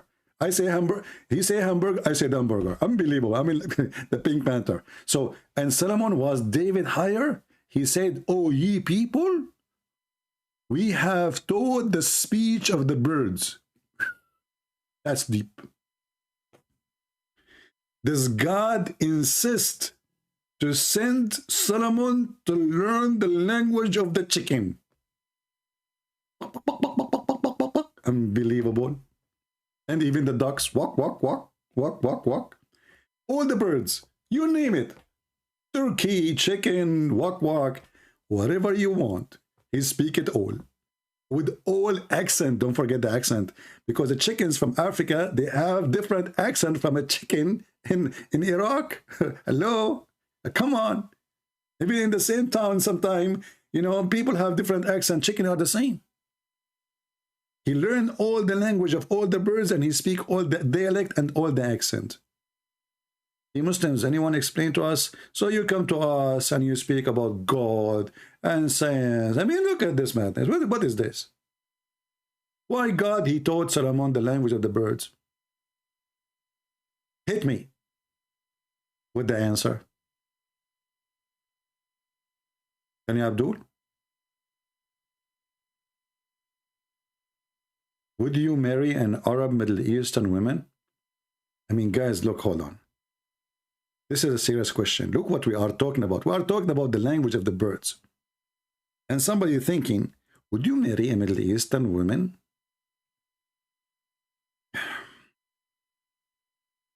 Oh boy.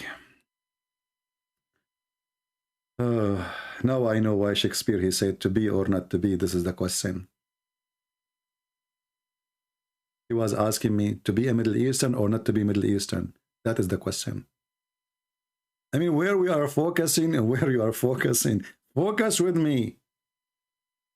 Unbelievable.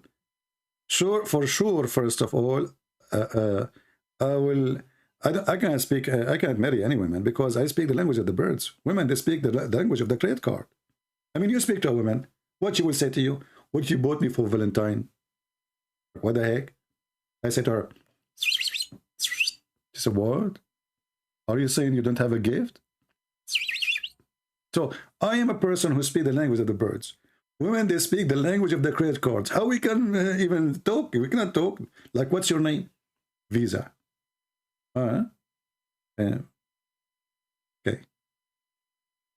Do we have any Abdul? Any Abdul? Yeah, I agree. Not all women, because some women, they accept PayPal. Not all women, man. What are you talking about? Not all women, they use a credit card. Some of us, we accept cash. Anyway,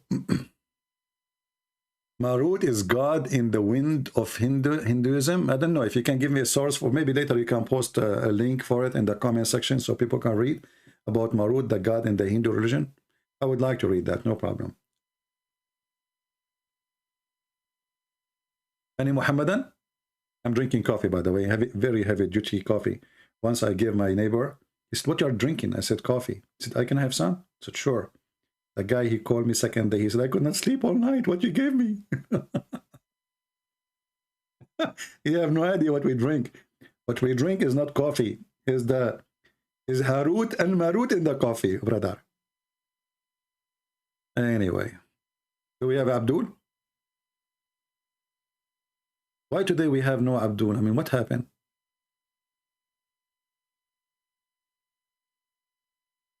Why it's dry? Let me check the weather news. Any question you ask the Muslims, you see, Muslim, they can be successful. You know the guy who called me 2 days ago, the guy who called himself perfect Dawah. One of you, he sent me the link of, I mean, after we finish. I don't open link, so I searched the name in YouTube, and I found him debating with David Wood and Apostate Prophet. And then suddenly this guy, he is schooling David Wood and Apostate Prophet about Arab words. But the guy don't speak Arabic. So what those people, they do, they focus in you. Who are you? How much you know? And where we can play. Like there's a space. You need a space. They need a space to play. So if you don't speak Arabic, this is their space. They can lie as much as they want. They can say this is false translation. They can say whatever they want. They look for the space. The problem with me, there's no space. It's sold out. It doesn't matter where you go. I will get you busted. Any Abdul?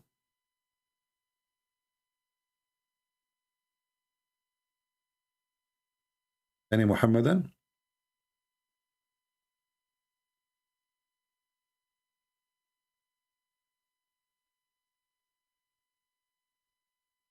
Who is a Muslim would like to join us? Mayday, mayday.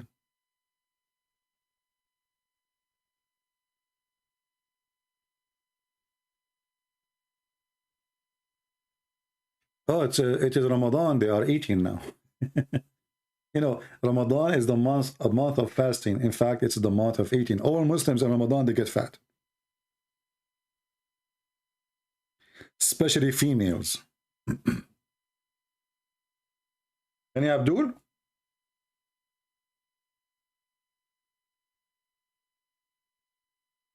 Anyone? That's it. We are out of them. What we can do? You guys, somebody of you wearing a cross? Because you know those people, they have a phobia from the cross.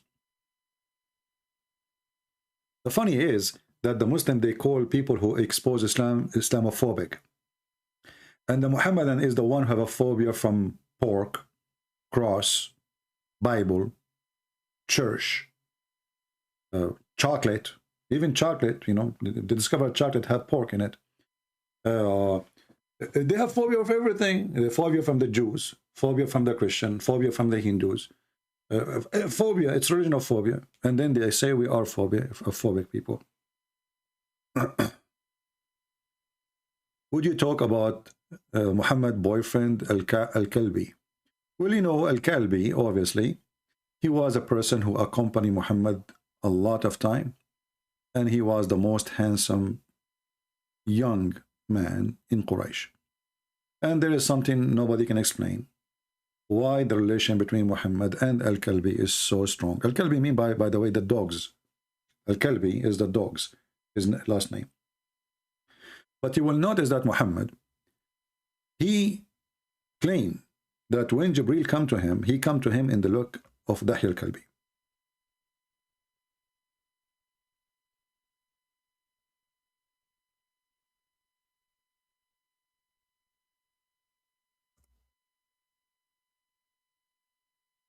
And for sure, that will bring a lot of questions and showing us something fishy about Muhammad.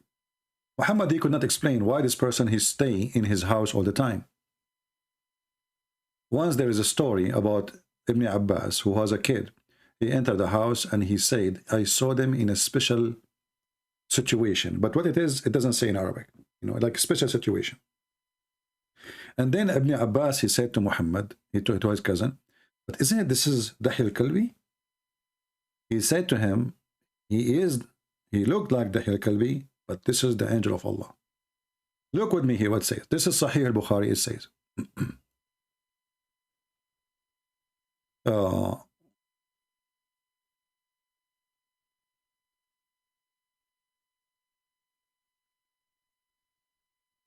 Verily Allah, all knower, all aware of all things between two brackets. Then he said, no, by the one who sent Muhammad with the truth, with guidance and glad tidings, I do not know him more than any man among you.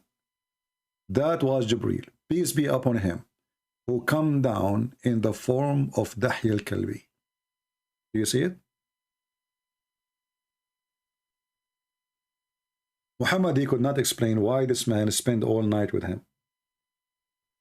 And when they find him with him in his small room, he claimed, and then he leave right away, by the way. When he come, he leave, the guy.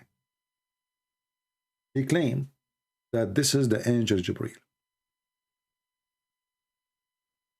Who is a Muhammadan really is convinced that Jibreel, he took the look of Dahi al-Kalbi. And why he took the look of Dahi al-Kalbi? Is he out of luck? Because now we have two Dahi al-Kalbi in town. We have the angel Jibreel and we have Dahi al-Kalbi. How we will know which one is the one? How Muhammad himself knew which one is the one? If both of them, they look the same, exactly the same.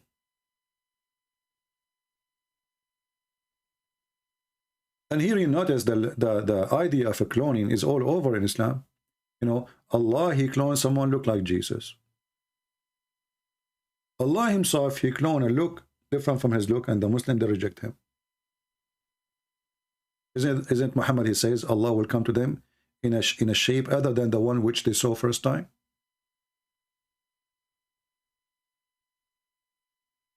And this is, as you see, Sahih. They cannot say this is weak and this is, you know. And by the way, if you later watch the video and you are asking yourself how I can get those references, it's very easy. Try to type one line, choose a unique line in the text you see. Search it in Google, you will find the reference.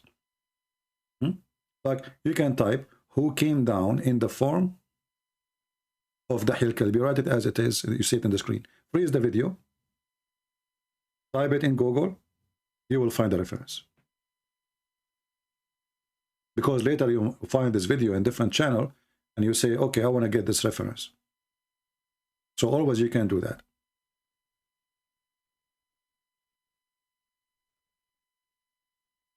Do we have any Muhammadan?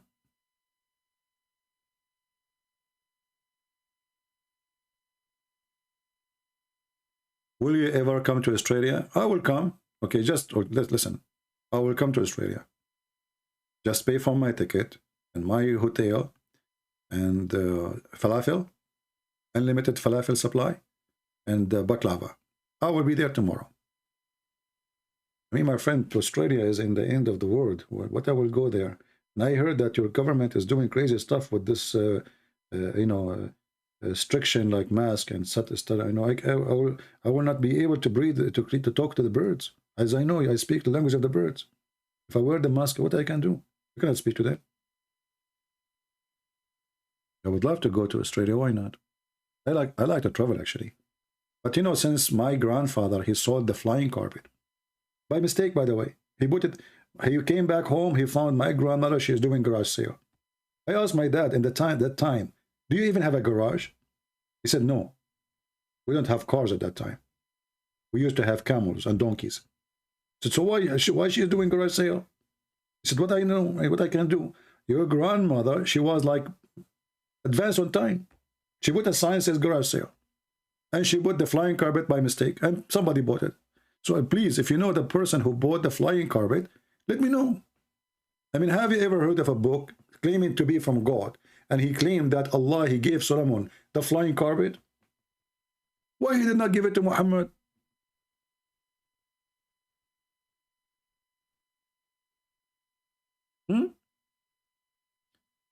Why Muhammad, the poor guy, the only thing he got is Quran?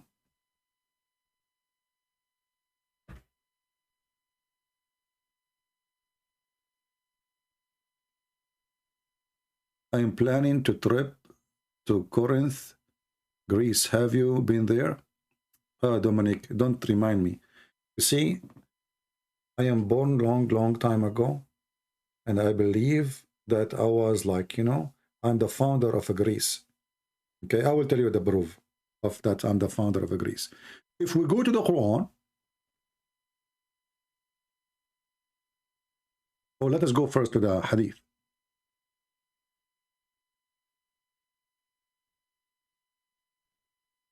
The Prophet of Allah predicted that my cousins, they will be the majority of mankind. Who are they? They are the Roman and the Greece. Look at this. How Allah Prophet, he knew this? Where is the Hadith?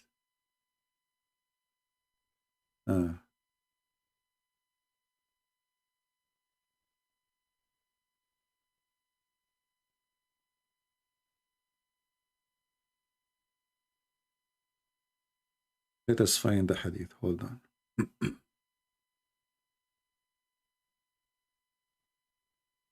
I mean, here you see, by the way, a clear sign that Muhammad is a prophet. Because how Muhammad, he noticed that the majority of mankind, they will be Roman. This is true. If you go to Indonesia, you will find all the Indonesian are Roman. Same as in China. Or Bangladesh.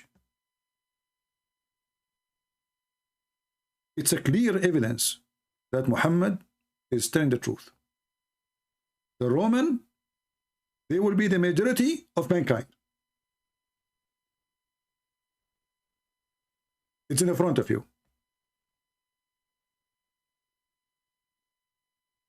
Any Muslim? Okay, my friends, are you guys to ask me, will you visit this, you visit that? I will go visit everywhere, but nobody's inviting me. This is the problem. You guys, talk is cheap. Unbelievable. Would you visit this? Would you visit that? You remind me of the Arab. You go to their houses, they say to you, do you like to eat in our house or in the restaurant is more tasty? What the heck? They are telling you, go and eat in the restaurant, obviously. Do you like to sleep in our house or the bed in the hotel is more comfortable? So don't tell me, like, do you like to visit this and invite me and to see, you know? Unbelievable. I'm telling you, this is a very fishy invitation, you know. Anyway, the Roman, brother, they are the majority of mankind. And now we understand how Biden, he was in the top of the Himalaya with the president of China. Let me find the video. I mean, this guy is coming from where, this Biden? What he take before he go on TV? He was in the Himalaya.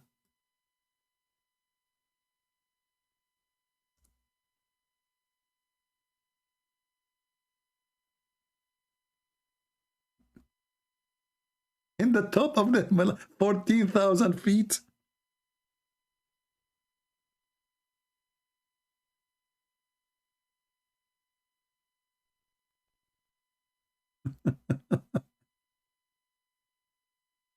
Oh.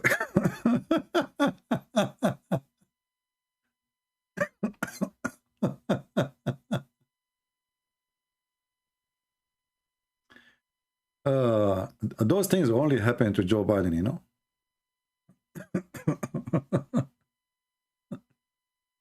He was in the top of the Himalaya. And you know, the second day, the whole world is busy trying to figure out where really, what Biden is talking about. He was in the top of the Himalaya. Like, what the heck? You were? Really? But the guy never been there. I mean, even Muhammad did not do that, poo-poo. I'm so proud to have a president like this. I mean, we got the best president, you know. Yeah, he was like, where is the video about him was in the top of the Himalaya? I cannot find it. No way, it should be all over YouTube.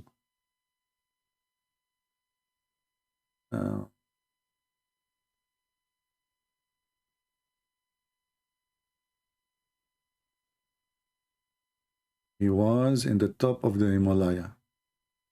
I know, I can't find the video.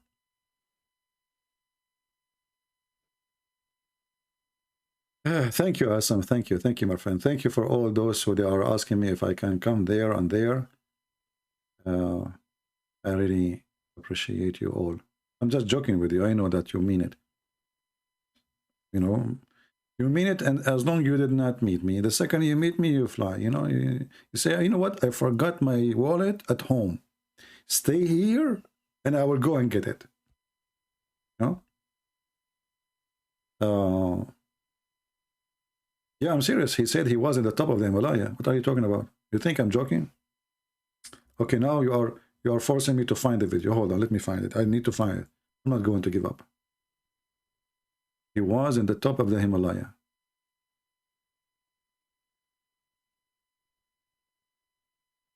How come there's no video is cutting? I found a video like 17 minutes. I'm not going to play 17-minute videos to find it.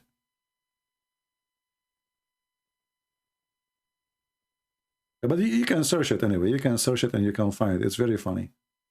What an idiot.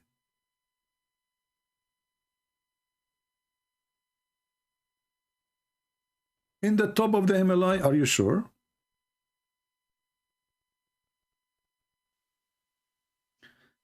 Okay.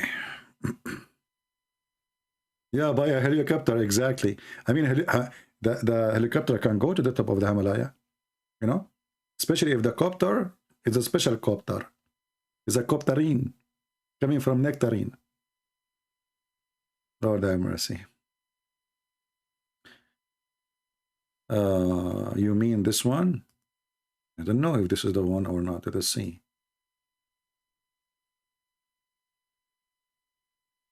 Let us copy your link and see if it is the one.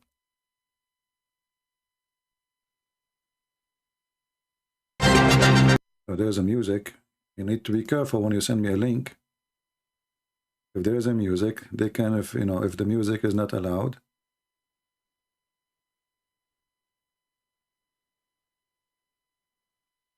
Well, this video is weird too, low quality. I actually traveled 17,000 miles when I was vice president. I don't know that for a fact. Traveling with him, And that's who traveled 17,000 miles when I was vice president. I don't know that for a fact. That's what's happening. What on earth is... Yeah, he was in the top of the Himalaya. Himalayas with... He was in the top of the Himalaya. Where? Excuse me, the foothills of the Himalayas with Xi Jinping. He was with Xi Jinping. He was with who? With Xi Jinping, you know? I mean, come on. Anyway.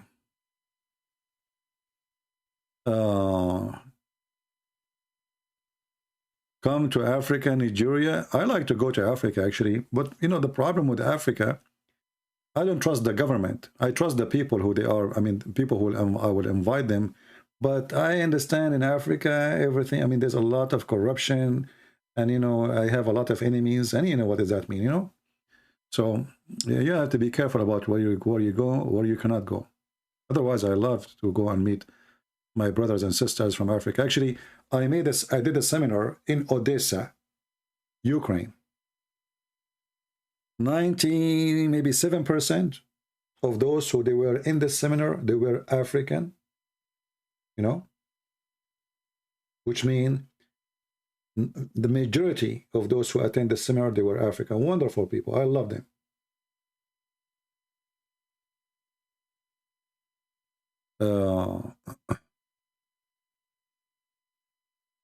Come to Singapore. Yeah, I will go. But you see, all those countries you are talking about, they have a very bad rules about mask and crazy stuff. I hate to go and, you know, somebody shouting in my face telling me, last time I was in the airplane, a stupid idiot, he was telling me, sir, if you don't obedience, then we will report you to the authority. What the heck? I mean, we are inside a box, have 400 passengers, and a second ago we were eating, everybody, his mouth is full, and the smell of food and the smell of bread. And now, anyway, oof. This is why I want to get the flying carpet, you know. Flying carpet is the best. Forget about the rest. No rules. You put your feet at the edge of the flying carpet, and you go. So, do we have any Muhammadan here?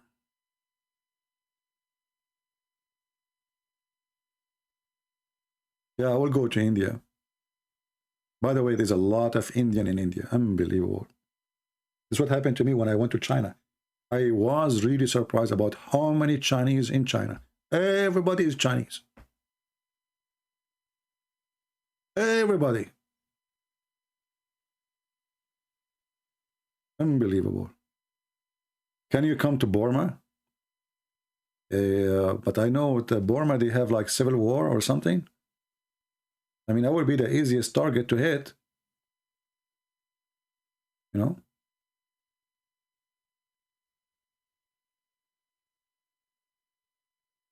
You know, when I went to China, nobody speaks English. Even the information center. I mean, there's an information center. Seriously, there's an information center. It's called information center in English. So you see it, you say, finally, I will get somebody, he can tell me where to go. You go to the information center, the girl, she give you a brochure. She don't speak English. This is the information center. And the brochure is in Chinese. But to make it even more nice, you know, that the brochure in Chinese, and this is Japan. Don't tell me about Japan. Nobody speaks English too. There's some countries, I mean, they are really, they are good countries, but when you go there, you find yourself lost. Japan, Korea, China. Nobody speaks English. First time I arrived to Korea, I thought I arrived to Disneyland. Women, they are wearing hats, weird boots, coat. It was summertime. I was looking like, what happened in this country? I mean, the same you see them in the movie, like from the 40s, 45 years of, you know, in the War II, those women hats, you know, big hats, and there's like things coming in their face. I really felt like I'm in Disneyland when I went to Korea. But Korean people, for sure, they are nice people. but they have something for clothing and fashion, you know. Yeah. Visit me.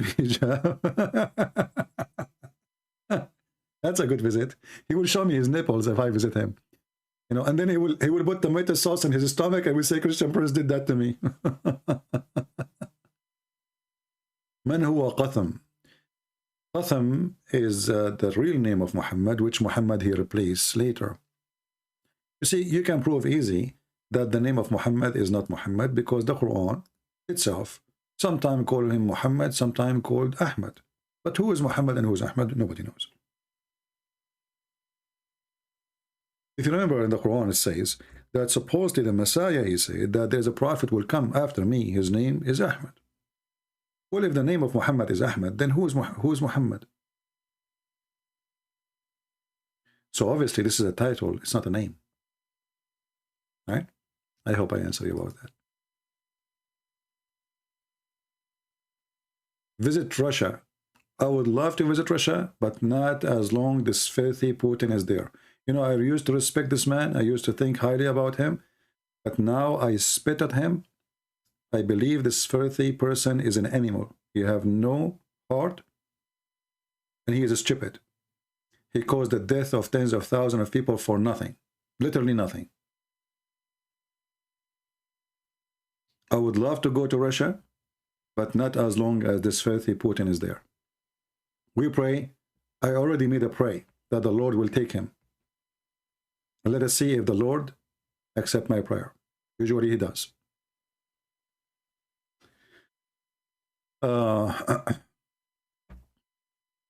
Visit Malaysia.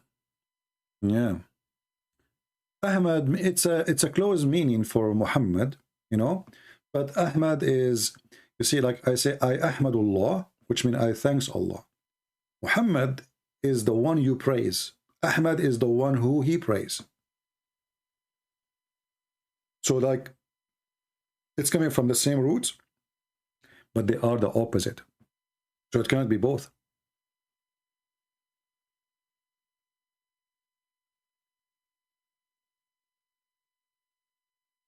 No, my friend. First of all, when somebody says Putin is protecting himself, that is a lie.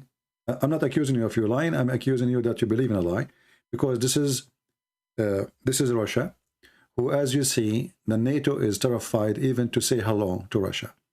So when you say he want to protect himself, how come he did not protect himself when the Turkish and the Azerbaijani attack Armenia? Is it a threat to take Armenia to Russia?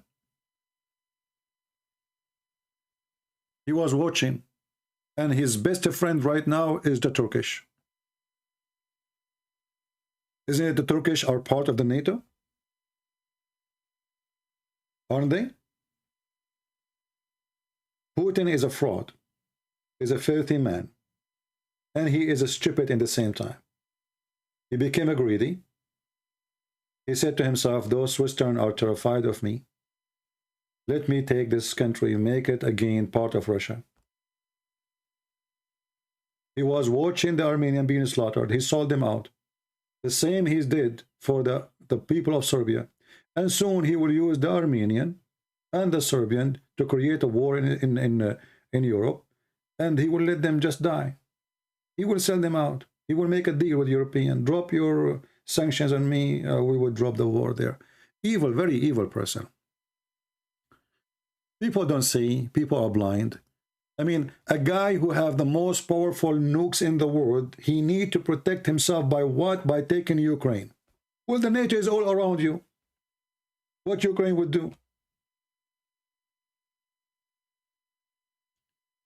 It is a lie. But only naive people, they will believe in it. And you know, not to forget to mention that both parties lie about each other. Like the Ukrainian, they lie about the Russian, and the Russian lie about Ukrainian. I'm talking about the government. So the Russian now, they are saying that Ukrainian are fascist, Nazi. The guy is a Jew, and I was there. There's no such a thing.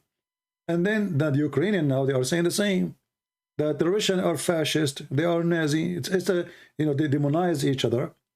the only successful person in this war is Satan. Divide two Christian countries.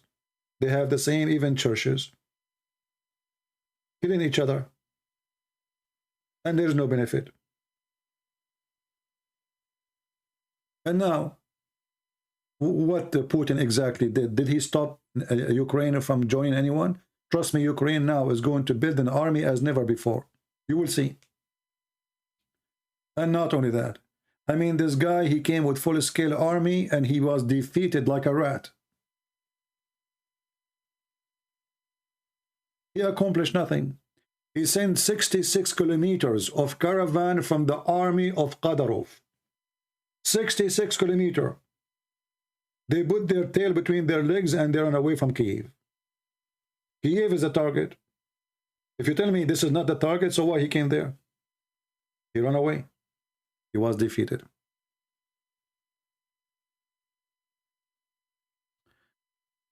Stupid idiot. And now he united all his enemy actually against him. All those countries, they were asleep. They don't think about war will happen ever to them.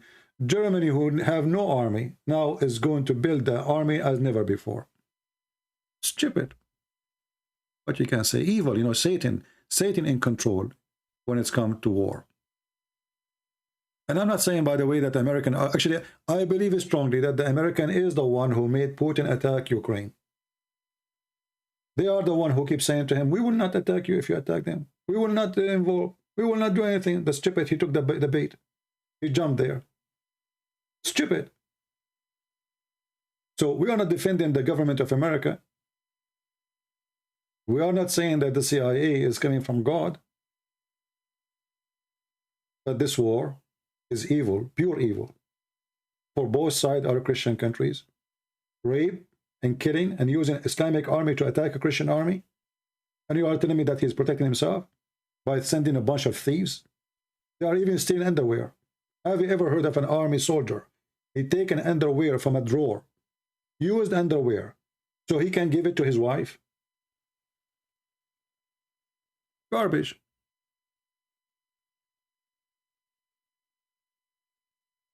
There's no Christian will be happy to see those people losing their houses, old people losing their houses. I mean, imagine you spend your life building a house, overnight you lose it. If you did not lose your family too, how that can please you? To say, I'm protecting my country. You go protect your country by invading a country? And you are the one who's taking their land. Isn't it obvious? People, they have no dignity, you know. People, they take a side without even being truthful.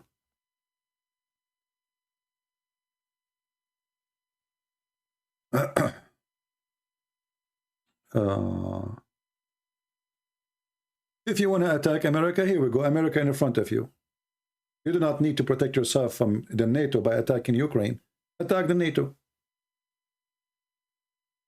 Very simple. Imagine, I want to fight the wolf by attacking the cat. This is what they do. This is the logic is. You're just fooling yourself.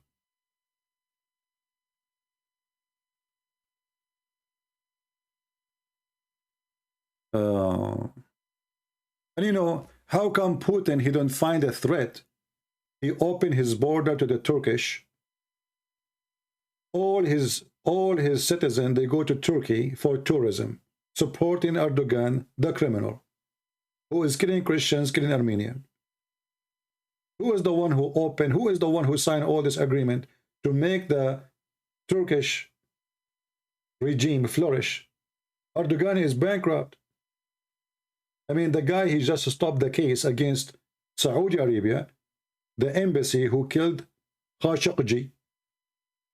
They made him shish kebab, literally. The guy, Erdogan, we will take you to court. This is a crime. We will not. And now, because he is bankrupt, he needs their money. He dropped the case. Not only he dropped the case, they made a new decision now that this case belonged to Saudi Arabia. Imagine the one who killed the guy. I mean, the guy he killed in your country. And Putin is the same guy who knows that Erdogan is the one who took our holy church. And he claimed to be Christian. And do you know how many churches are burned now in Ukraine? I mean, this is disgusting, man. Anyone who defends Putin, I say to you, shame on you. If Ukraine attacking Russia, I will be against Ukraine. If USA attacking Russia, I will be against USA.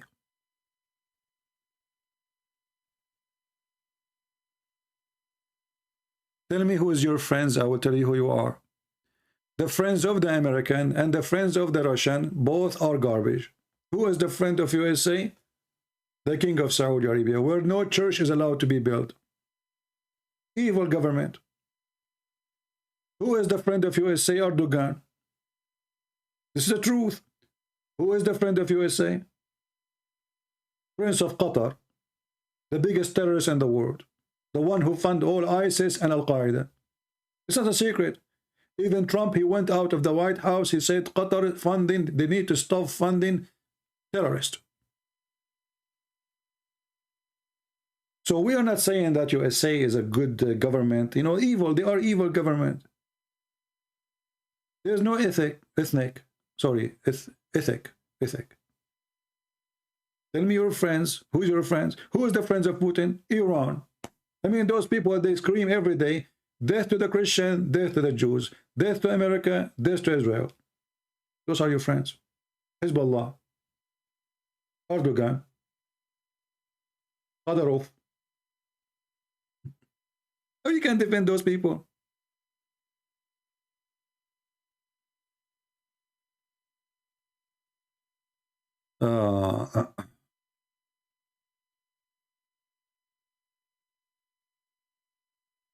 Somebody saying pedophile are your Catholic priest.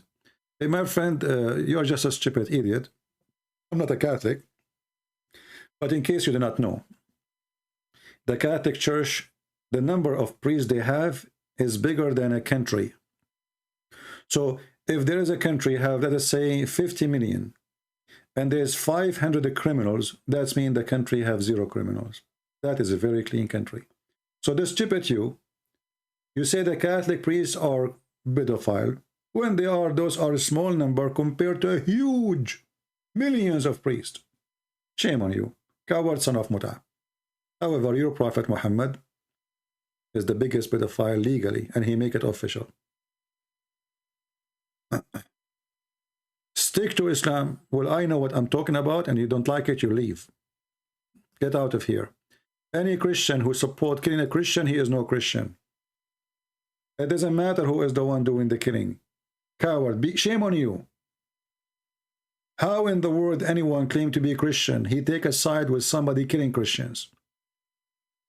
You have no dignity. And you know what? I pray to God that the houses of those people who support killing Christians, they've been taken from them. I pray to God that the same you wish to them will happen to you. For this is justice. There's no Christian will be happy to see a house in Russia is burned or a house in Ukraine is burned. That is not a Christian. That is evil. And evil those who support the one who is doing the attack.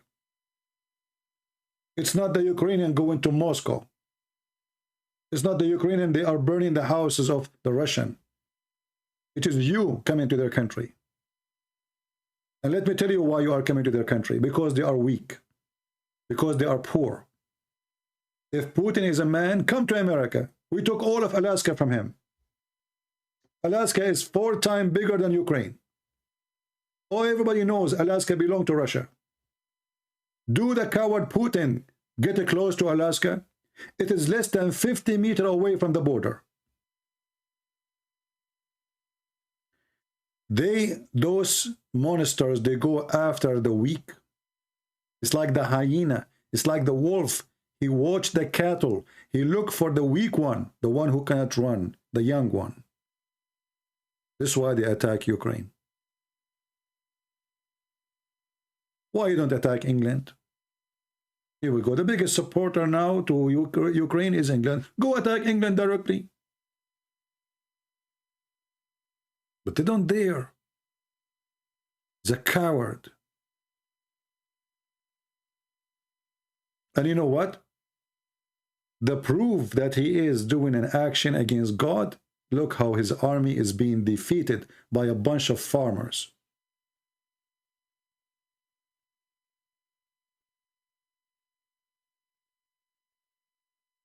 Anyway, me as a person, I take no side except the side of the right and the wrong, against the wrong. I met the Ukrainian. They are poor people. They are farmers. They don't even, many of them, they don't even have fan in their house. Their houses, I mean, the houses are collapsing. The friend I went to their house, the one who invited me, when I was entering the entrance, I look at the ceiling. I mean, the ceiling is coming down.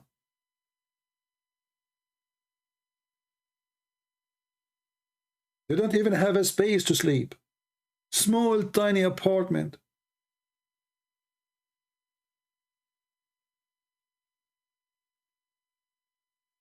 Why you want to go there to war with them?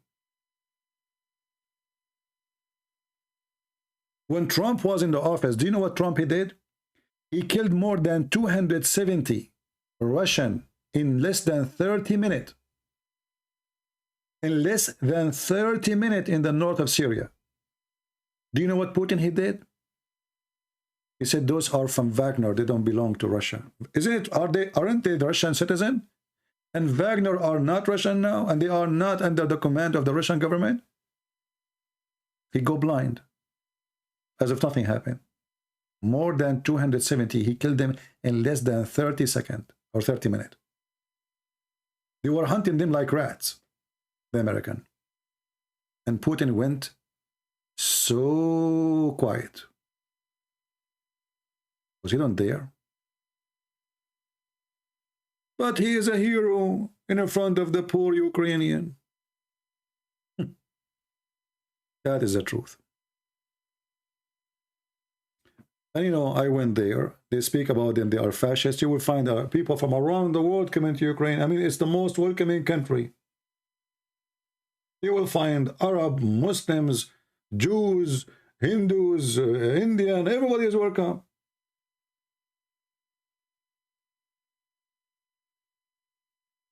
How they can be fascist? What a big fat lie.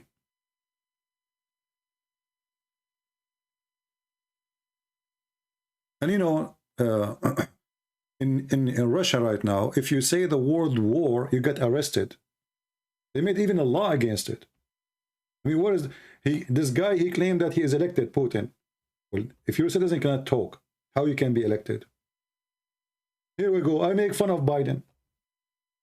I make joke about him every day. I am not even born in USA. I am an immigrant. Did the CIA kill me? Did they arrest me? This is a country. You want to know how good your country is? See how much freedom you have. If you don't have a freedom to speak against your own president, it means you are not living in a country. You are living in a farm. This is the truth.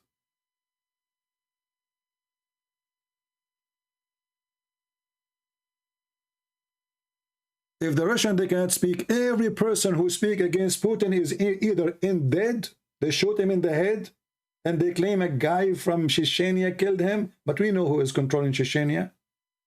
I mean, notice all the ones opposing Putin, they be killed by somebody from Chechnya. All of them.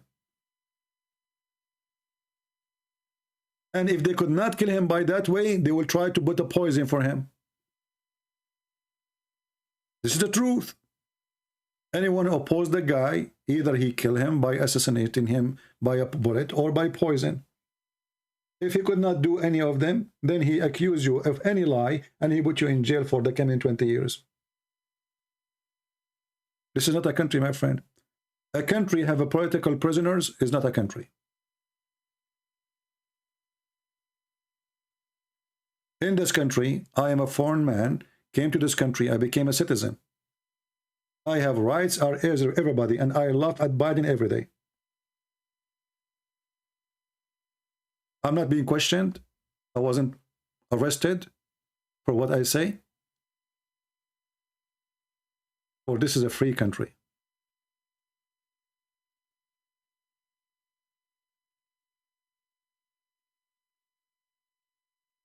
Lulu, the Nazi Ukraine, why they are Nazi? Because you took their cities from them, they become Nazi for you. So you take their cities, you take a Crimea from them, and now you claim that this is your country, and they are Nazi. And the funny is that the president of this country is a Jew, and he is a Nazi.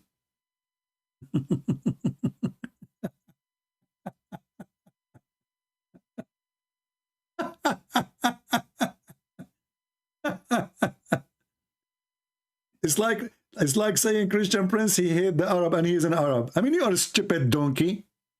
I mean, the guy is a Jew and he is a Nazi. Couldn't you find something better to accuse him with? The guy literally is a Jew. He's a Nazi, brother. True story. I want to know what the Russian they will do if somebody take a city in the border of Russia. What Putin would do? He will give you a hug. I mean, you took more than 35% of their country. Anyway, don't waste my time. Anyone who support Putin, I spit at you. I spit literally. And I will take my spit and I will wash it after I spit at you. Because you are not worth it. You are no Christian. You are Antichrist.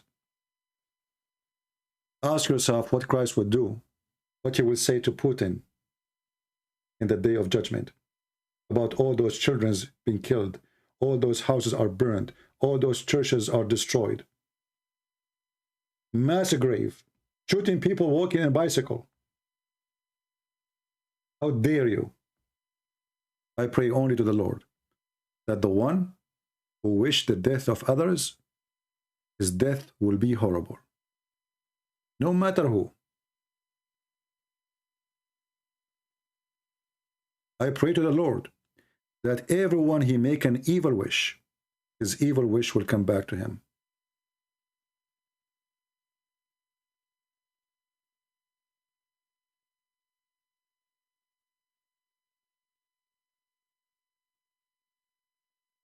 I cannot say more. Do we have any Muhammadan here?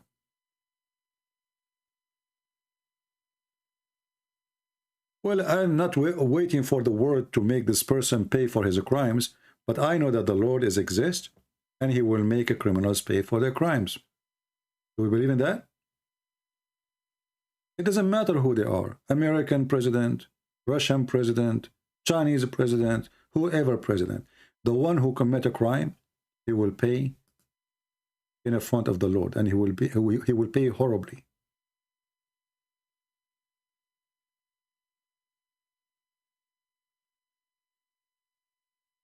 Do we have any Muhammadan here? And yeah, don't forget that Al Arabiya TV, Sky News Arabic, Emirat TV station, the Prince of Emirat, the Prince of Saudi Arabia, Iraq, Syria, Yemen, all of them, they agree that Putin is our hero. It is the truth. Tell me who supports you, I will tell you who you are. Do we have any Muhammadan?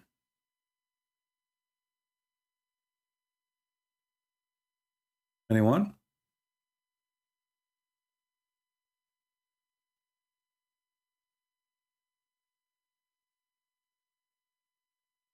Any Muhammadan? What happened today? Why Muhammad? Guys, did you guys open like a falafel store before in front of my broadcast?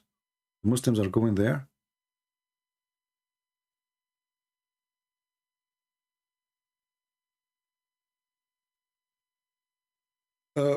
Big man, you are saying that Jesus is not God because you do not know the judgment day. Okay, well, according to the Bible, Jesus, he knew the judgment day. And not only that, according to the Quran too. Do you want to call me to show you?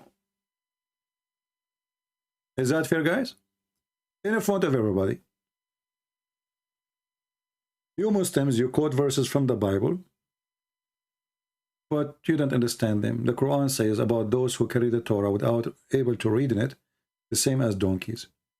So what about you call me right now, and everybody will see who is the one who knows what he's talking about. As I know, even your sheikhs agree that the Quran say that Jesus, he knew the hour. Do you want me to play the video for you? Let us do that. Look like you are not updating your knowledge about what your friends, the Muhammadan, they say. I hear the cow now. Let us see. This is your sheikh. Do you know this sheikh? Speaking about Sheikh Uthman, sorry, Sheikh Imran, very big sheikh. Who he say that Sheikh Imran said that the Quran obviously says that Jesus have the knowledge of the hour. And imagine this coward, he make his video private after we found it. He make a video for Muslims. He want to tell the Muslims what Sheikh Imran is saying, that Jesus, he knew the hour. The second they told him that, oh, Christian Prince, he is speaking about your video, he made it private. Cowards. They are cowards. Watch with me and laugh. This is your sheikh, not me.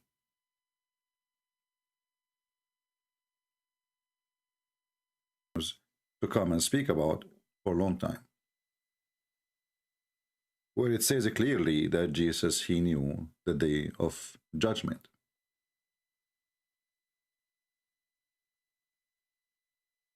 If you see this person here in the screen, this is the same sheikh who speak about farting. You know, remember the video, the funny one, when you go in the bathroom, shaitan, he go and play with your anus if you didn't enter with certain foot and say certain prayer. You think you will stay there for 5 minutes, you stay there for 2 hours because shaitan go inside your anus.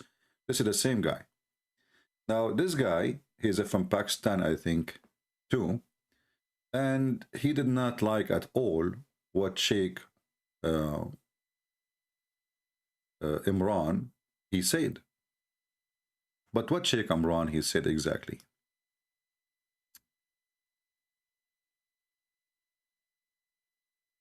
What he said is transparently false. So this one is transparently false. That every single copy of the Quran you pick up today, they have put in. So we are. So the sheikh he said that Jesus he knew the hour, and the Muslim they fabricate the valves of the word to change the meaning.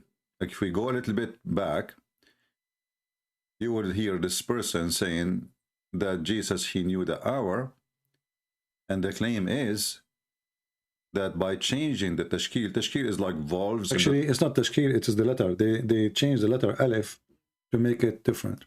The top of the letters or underneath of letters in Arabic, and those are added after the Quran was made later by someone he himself is not even an Arab. By adding those things, they change the pronunciation of the word, and that it changed the meaning of the word. On YouTube, you will find this lecture by Sheikh Imran Hussein, Major Signs of the Last Days, Dabatul Ard, 40 to 50 minutes, and you will hear him say, according to his misunderstanding of an ayah in the Quran, Surah number 43, ayah number 61, وَإِنَّهُ لَعِلْمٌ لِسَاعَةٍ, according to his misunderstanding, where he believes that if you recite it like that, it would mean that Isa alayhi salam has the knowledge of the hour. It means if you recite it like that, and look what big man is saying. I don't care what the sheikh they say. We don't care what you say too. Secondly, you stupid, we Christians, we believe in the Trinity. And what Jesus says, my Father. So the Son, he have a job to do, and the Father have a job to do. But when your God, Allah, he don't have a father, yet he do not know the judgment day. Call me, and let us see who is the one who do not know the judgment day. Are you there? Call. Isn't it your God, he says, the judgment day is near because the moon is split? Isn't it your prophet, he said, that this boy will not grow old before the hour will come? Call me, let us laugh. When Jesus, he say, my Father, the Son, he have the judgment over the flesh. But it is for my Father to announce the judgment day. We believe in Trinity.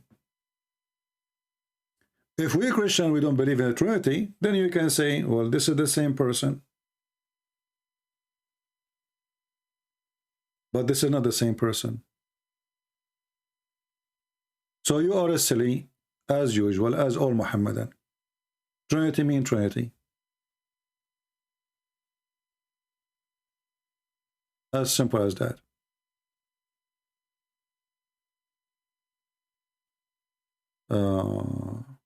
Don't send me links. I don't open links in Skype. Don't try that. I will block you. Doesn't matter if it's a good link or a bad link. Do we have any Muhammadan? Big man is a small man, obviously. He don't dare to call me.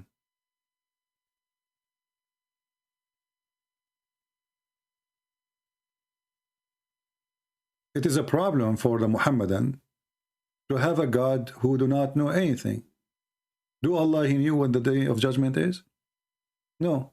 The Quran says, as we heard the Sheikh saying, that Isa is the one who knows the hour, not him. And if Allah in different verse he claimed that he have the knowledge, then how Allah he claimed that the moon split and judgment day is extremely near and nothing happened? The splitting of the moon was a sign for what? Any Muslim can tell us? When the moon split, what was the purpose? It was a sign for the day of judgment. But this has happened 1400 years ago, according to Muslims. So 1400 years ago, the judgment day started by the sign of the judgment day, and there's no judgment day. They don't tell me he want to debate me. If you want to debate me, he can text me in Skype, and I will call him.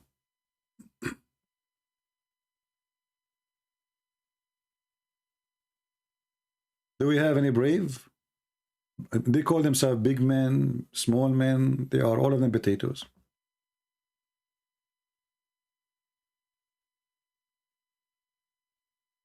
The comment the Muslim they say, showing their ignorance and their stupidity, and I'm not surprised. Even their God do not know what the Trinity is.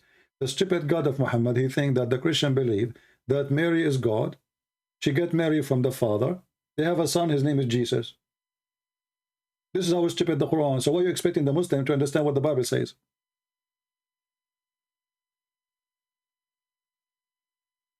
Imagine to be Islamophobic in 2022. Well, my friend, the one is Islamophobic is the Muslims. Who is the one who reject the Islamic law in their countries? Muslims. It is you who is Islamophobic. You die to come to the West. Learning from what? From Islam practice. Who is stopping the Muslim to practice Sharia law in Pakistan, in Bangladesh, in Indonesia, in Kuwait, in Bahrain, not to mention Emirat, the country of the bikini and nightclub?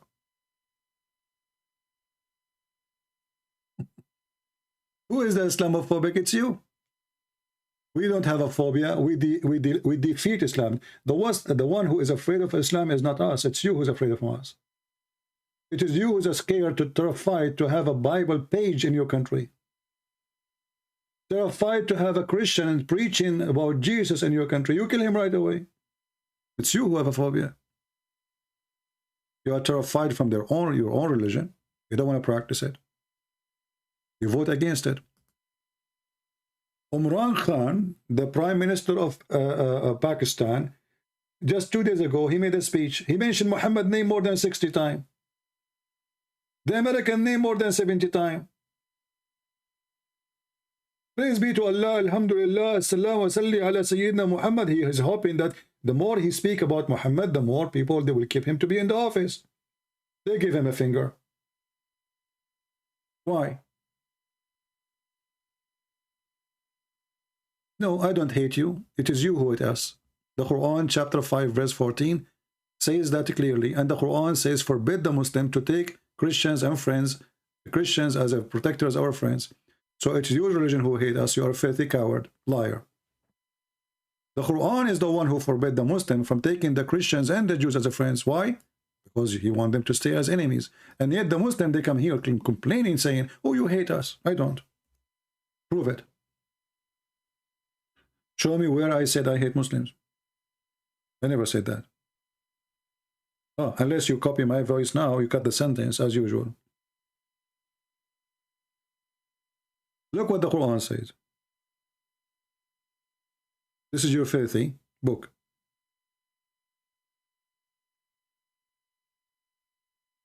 When there is a book says, my followers cannot take a Christian or a Jew as a friend, he is saying clearly that they are our enemies forever. We hate them.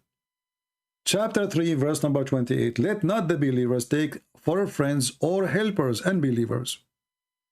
And if one of them he do that, he is not a Muslim believer no more. Do you see it? This is the book of hate. This is the book of evil. Chapter 3, verse number 28. And this is chapter teaching you to do taqiyya. Unless you feel yourself, you have to do so. Guard yourself from them. Speaking to them in a friendly way while you hate them. Do you see it? Taqiyya. If you go in chapter 5,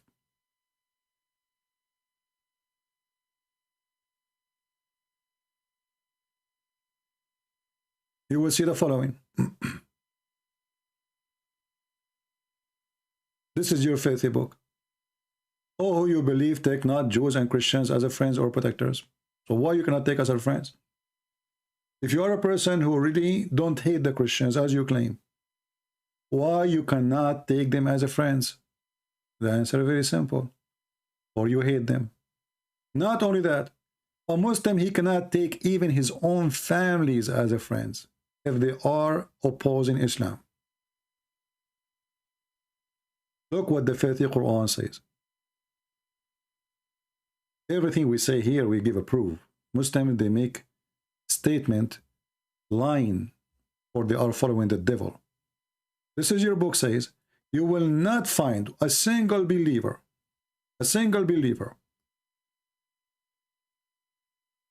who love those who disobey Allah or oppose Islam. Even if they are their sons, their brothers, their own tribe, their own family. Do you see it? Chapter 58, verse number 22. So the coward, you come here to complain about hate when you are the hate monger, when you curse the Christian and the Jews 5 times a day, and you follow a prophet, he order you to do genocide against the Christian and the Jews. So they kill you. This is what the Muhammadan they do. They kill you and then they go on your funeral and they cry on you. This is exactly their behavior. They want to make you look bad. But this is your book. You are not allowed to love even your own children, your own brothers, your own sister, your own mothers, your own father, from your blood, if they don't accept Islam. This is a pure hateful religion.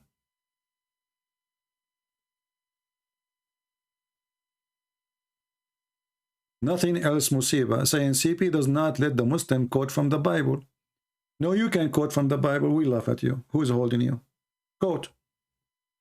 But the question is, if you cannot even answer about your stupid Quran, how suddenly you became expert in my Bible? The hypocrisy is that the Muslims who do not know their own religion, they want to teach us our book.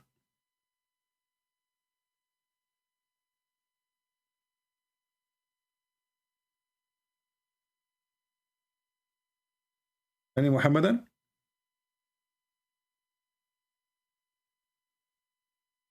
Well, nothing else is Musiba. I have a challenge for you. You call me and you quote something to me from the Bible in front of everybody. And I will quote for you in return something from the Quran or from what your prophet said. And let people judge who is going to laugh at who. Is that fair, people? Here we go. You said I don't let you quote. I don't let Muslims play games with me because they try to avoid the topic. But I will give you an opportunity to do something different. You call me. You quote a verse from the Bible. You are done. I quote for you a verse from the Quran supporting it by what your prophet said. Either people will laugh at your religion or they will laugh at mine. What do you think? Right now.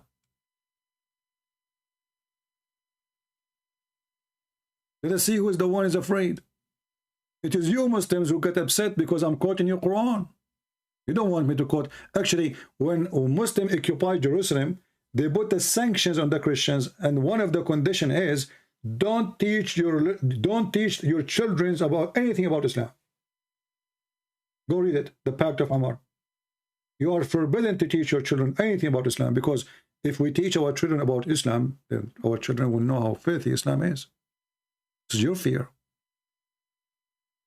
You don't allow us to go and quote the Bible in Saudi Arabia. Who is the one don't allow? As long as you are saying to me, you Muslims, I'm afraid of you to quote the Bible for me. What about you? Let me go and quote the Bible for you. Cowards. It is us who is going with the Bible to you, not you. You are ashamed of your book. Do we have Abdul? Any Abdul?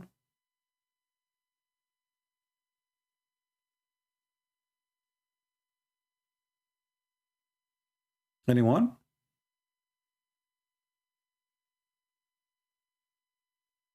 Any half one? Okay, he quote for me, 1 Samuel. What if I show you this verse and this chapter from the Quran, son of Muta? In a second, he will say to me, I don't want to talk about it no more. What if I show you what you're a prophet and what the companion they say about the 1 Samuel? Don't you know, you donkey, that Samuel is a king and he is a prophet of Allah in the Quran? Do you accept the challenge?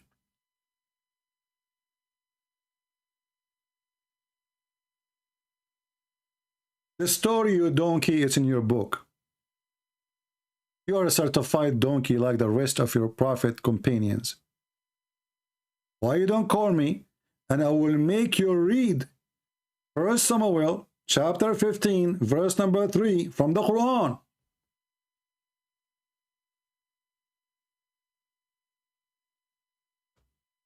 Do you dare?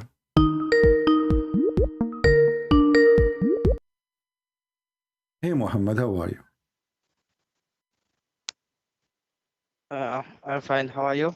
I'm fine. Why you are calling me Muhammad? Because I want to expose you. Huh? I want to expose you. You want to expose me? Okay, expose me. Go ahead. Yes. So, did you find an answer for? Did you find the answer for the previous question I gave you? But you haven't answered my question. I said that. What I said to you. What I said to you when you called me last time. But I first asked you a question. You didn't answer my question. What is the question I gave you last time, and you left with your tail behind your bum? Now tell me what is the question? What was the question? What was the question? You could not answer, and you ran away. Oh no, I didn't run away. Okay, you see, your friend here is speaking about the 1 Samuel. Are you against the story in 1 Samuel in the Quran, in the Bible, or you support it? 1 Samuel 50. 15. Hello? Hello? Yes, 15:3. Uh-huh.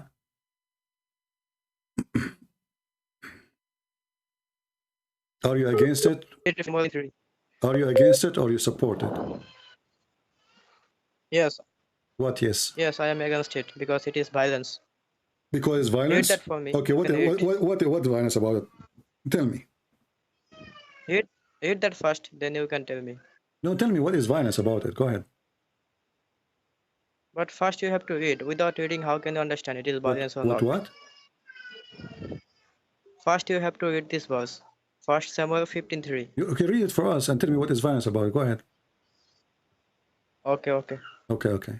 Um, Almighty God supposedly said that, now go and smite Amalekites and utterly destroy all that they have. Do not spare them, but kill both men and women, infant and children, Okay. ox and sheep, camel and ass. What do you think about that? Is this from God? So it's not from God?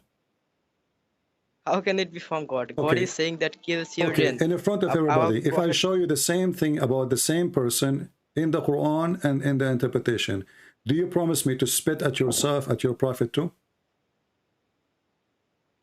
Yes. You promise me? No, I didn't promise you. Why you don't promise me? A second ago, it was shameful, disgusting. What kind of God you do that? So now, why, if I show it to you from your own book, it's okay? Yeah, show me from the Quran. No, so no. you are against you promise me, verse, you promise right? me, you promise me. If I show it to you, you promise to keep the same word you said. Hold on. Yeah. You promise me that you will keep the same word, that whoever teach this is satanic, is evil, is disgusting. Do you promise me? Yes. Okay. Even if it's Allah and His Prophet. Yes, if he commanded to kill children or donkey, then it is, I am against it. Yes. All right. Okay, let us start first before we go to the verse. Let us read this. Okay. So shut up. So you are against this verse. Let me show you. Hold right? on. Bible. So hold you throw Bible under the bus. Hold on. We will throw your prophet now under the bus, and you yourself. No. Shut up! Don't force me to you hang do up not on have you. the answer, right? I'm going to show you the reference, and now you will start you do not reading. have the answer. Shut up! You're just a kid, stupid kid. This is your prophet ordering to kill the children.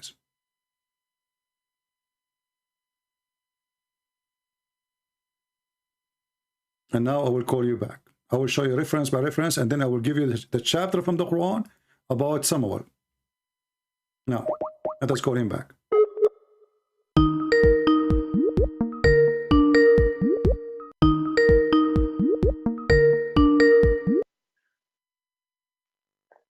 Hello. Do you see your prophet ordering to kill the children of the non-Muslims? Show me from the Quran.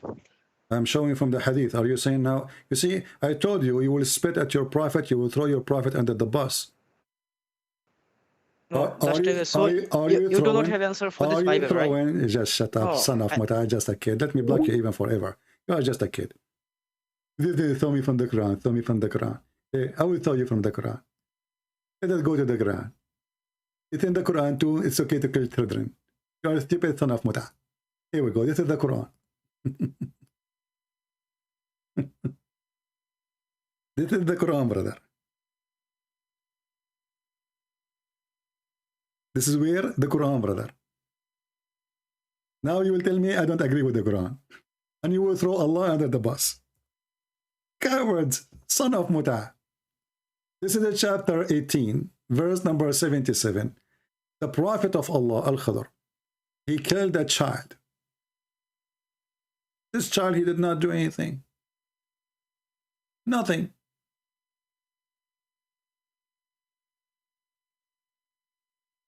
For in the future, he will be a kafir, so it's okay to kill children who they are kuffar.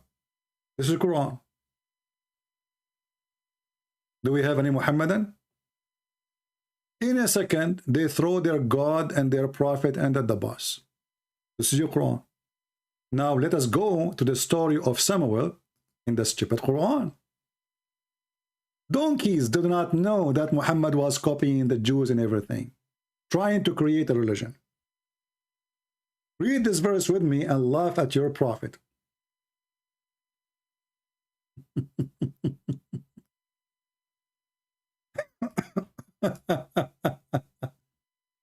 Let us see here.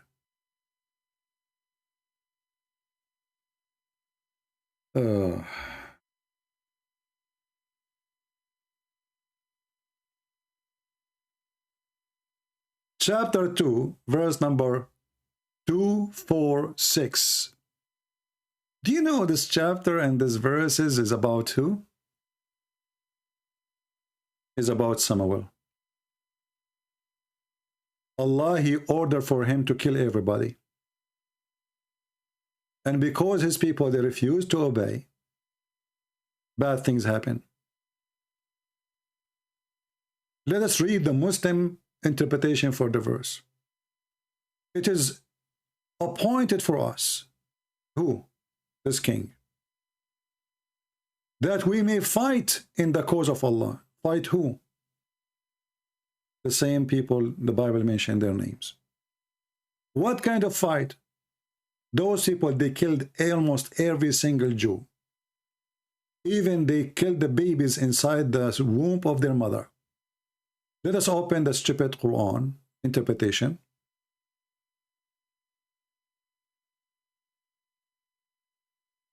And see what the Quran says, or what the Muslim interpretation says.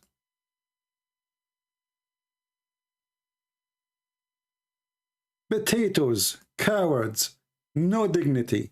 They don't even know what is written in their books.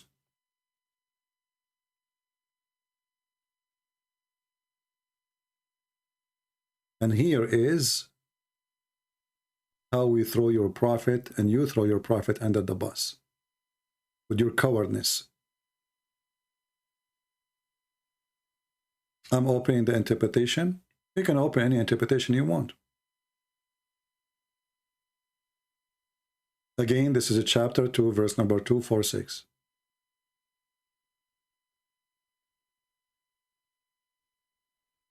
This website is not opening, taking forever. I don't know why. Let us try a different one.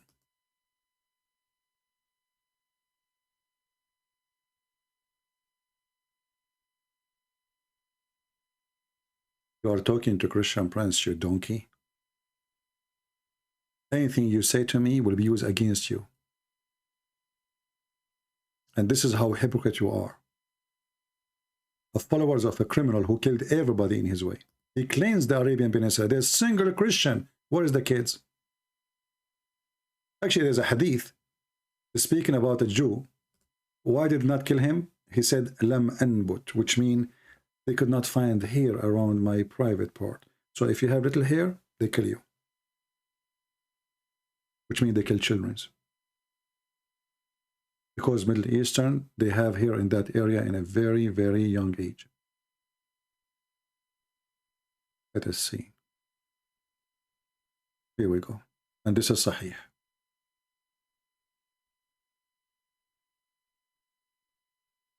And the reason Muhammad, he want to keep only those ones who did not have that, so they can re-brainwash them and make them to be Muslims. If you are already 9 years old, you are hard to convince. If you are 6 years old, it's very easy to make you believe that you are even born one of us. But let us go to the Quran.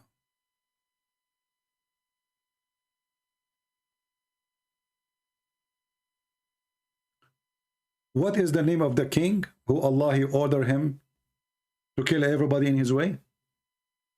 Shaul. Here it says, Samuel, the prophet Samuel said unto them, Lo, Allah has raised up, identified between two brackets, Shaul to be a king for you. They said, how can it be justified that he have a kingdom over us? I mean, you can read the rest, and you have to flip verse after verse, and you will see that those people, they killed even their children, killed their women. God, he ordered them to go to finish this war, because you will keep killing them, they will keep killing you, and they are already killing your children and your women. Kill them all. The same verse says, the same stupid verse in the Quran says, read with me carefully, what those people they did.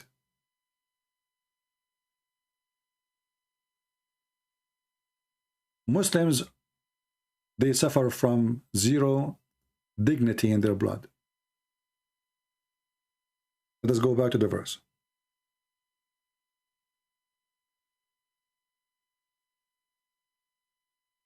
Because the same verse explains what those people did to them.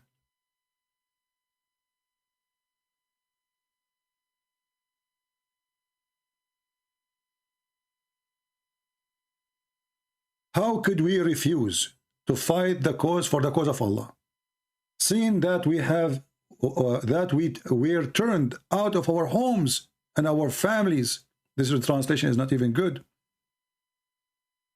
They took our homes and they took our families. They killed our families. They enslaved our families. How we could not even go and fight those who did that to us? The verse itself witnessing for what happened. And they are saying, well, it's commanded for us to fight, so we will fight. If we go and read the interpretation, you will see all Islamic interpretation agree that this king and his kingdom, they were killing the Jews, killing their children, raping them, enslaving them. Even they killed the babies inside the womb.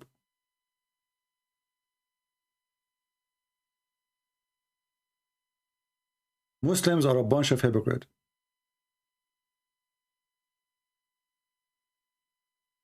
If we go to Ibn Kathir, which is in English, maybe that will help you more.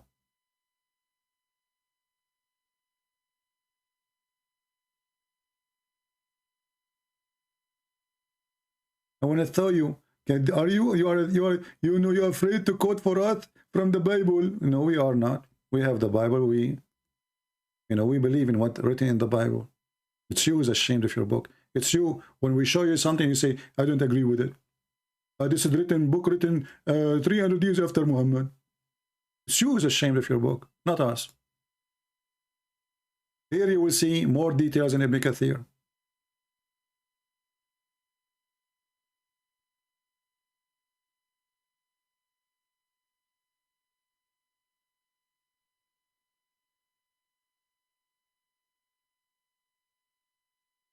And for sure, the story in English is not the same as in Arabic. It's very little here. I don't know what happened. They shrink it. I mean, where is the rest of the verse?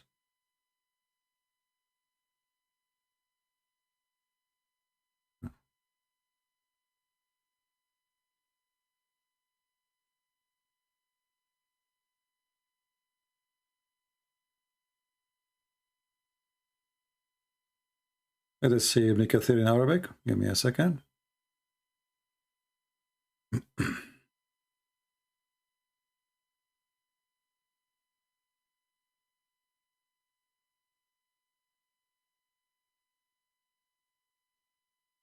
Ibn Kathir. Or maybe we can go to the master of Ibn Kathir.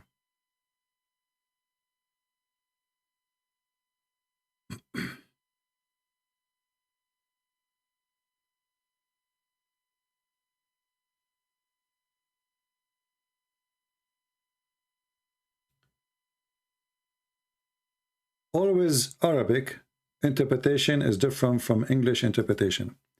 This is At-Tabari. I find it in Arabic, not in English. It will show you that they killed everybody in the nation of Israel, except only there's a one woman. She was her baby. She was able to, like, let us say the Jews were able to hide it. Let us translate.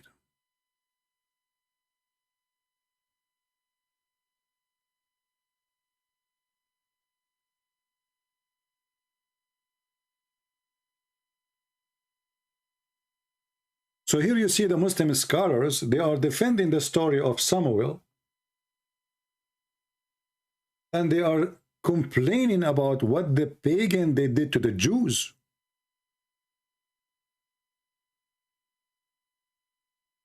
Only one person, only one woman, she left with a child, she did not give birth yet. And later she gave birth for a person who will be their leader to save them from the enemy. Here you see the hypocrisy of the garbage of those who come in YouTube. In their books, by the way, in the authority of Murrah,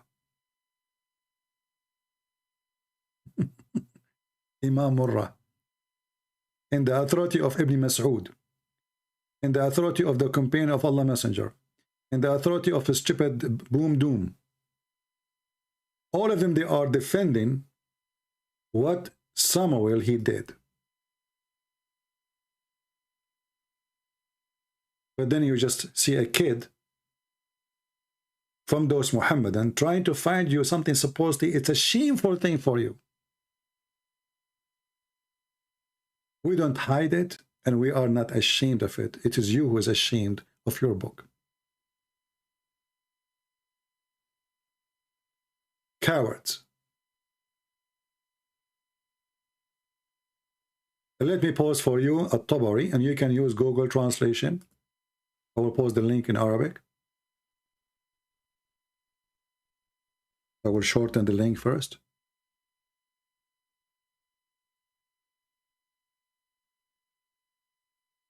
Because the title have Arabic text and will not go through YouTube.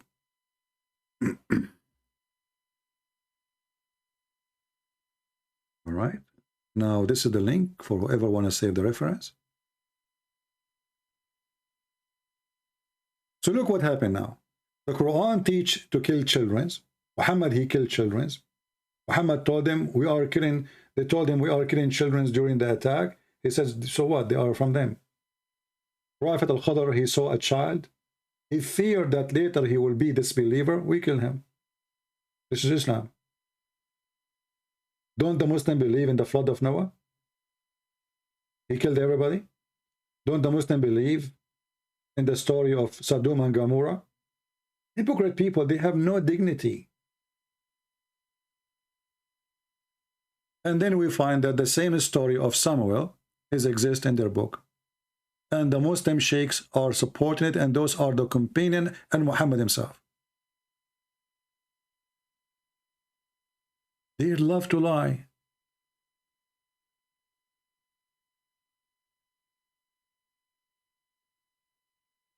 And not only that, by the way, the Quran speaks against them because they refuse to kill. Because if you read the chapter, they did not kill them. If you read the verses in the Bible later, you will see that he did not kill anybody. He did not kill the women and the children. I mean, do you see the stupidity? Their book condemned them because they did not kill everybody.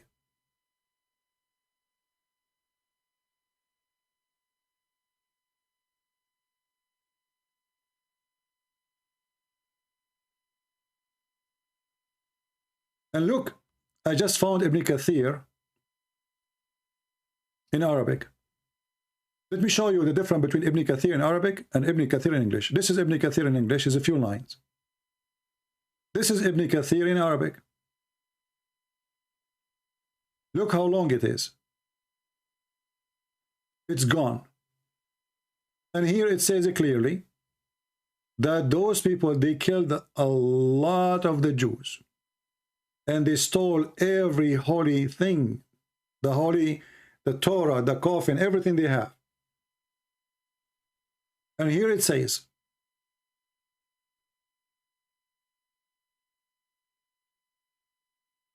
and because of those attacks, they have nobody left descendant from the Prophet, except the tribe of Lawi. Except one woman, just one woman. This is what the enemy did. Killed everybody. She was a pregnant, and her husband, he was killed by those people. They took her and they jailed her, which means the Jew is not the enemy. Which means they took her to save her from losing the baby, or the enemy to kill her. And they said, maybe God will send a messenger from her, through her, because she is the only one left. And Allah, according to here the story, Allah, he listened. And she called him Shemuel. How the Muslim, they come with the name, don't ask me. They have their own names.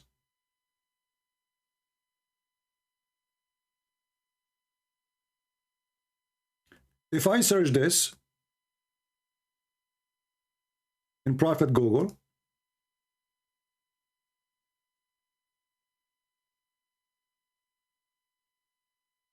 This is Ibn Kathir, which is not in English. Ibn Kathir, variant number 1, page number 308. Why all of this is not in English? Look how long the interpretation for one verse, in many pages. We cannot find any of those things in the English translation. Translate.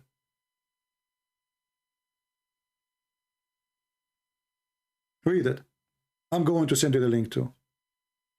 But here you notice how filthy, disgusting, the dignity of those who claim to be translating the book of Ibn Kathir. They delete everything. Let me post the link for you. And you can do the same. You can use Google Translation in case you don't speak Arabic. Here we go. We are the one who make Muhammad and throw Muhammad under the bus. They throw literally Muhammad under the bus. Who want the link of Ibn Kathir in Arabic? Don't ask me later to give it to you. I just posted.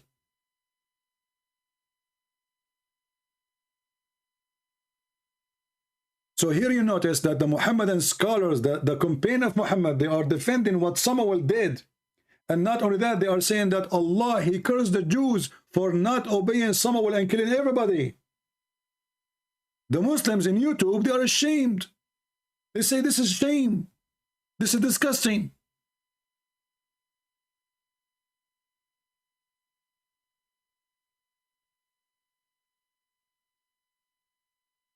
Do you see the hypocrisy? And why Ibn Kathir in English is not even 1% of Ibn Kathir in Arabic? What happened? How it becomes so short? Look how long here it is. Interpretation of Ibn Kathir, part number 1, page number 308. Look how long it is.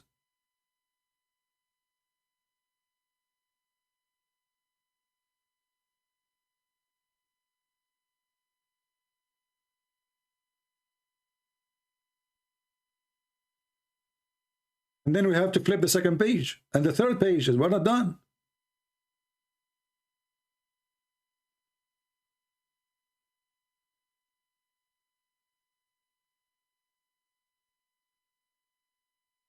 And Allah supposedly is angry from them because they did not carry out the attack as He ordered them. While they promise we will do it, how we will not attack those who killed our children, who took our women as captive, who took our land, who took our holy Torah.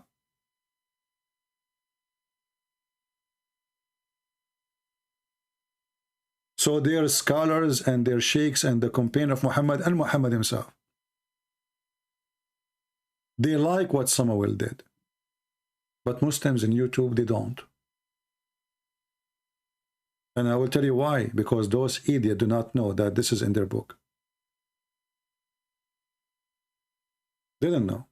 They got surprised when you showed them this. They have no idea what the Quran is saying. Did Shia believe in Ibn Kathir? No. Shia, this is Shia library. It does not make it Shia book. This is a library, my friend. There's a lot of books. There's books of the Shia, books of the Sunni, books, everything.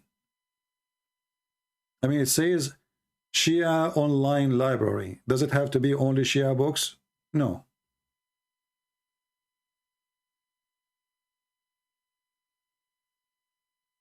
Do we have any Abdur? I hope people are taking reference.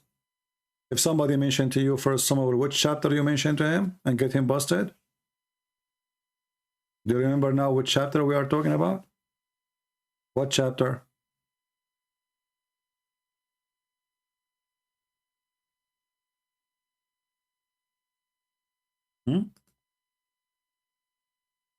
Let us see how many of you remember.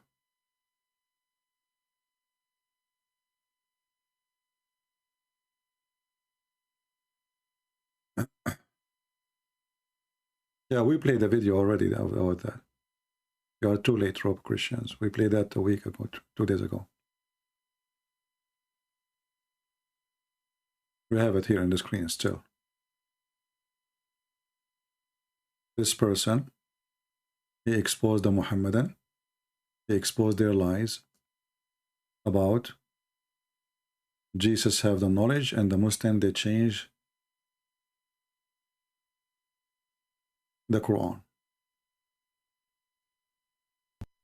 But someone put in the diacritical marks instead of alamun, ain, alif, lam, alif, noon, dhamma, alamun,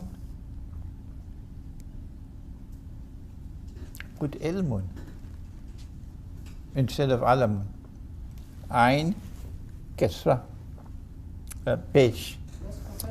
So they say that the Quran is preserved, but there's a huge difference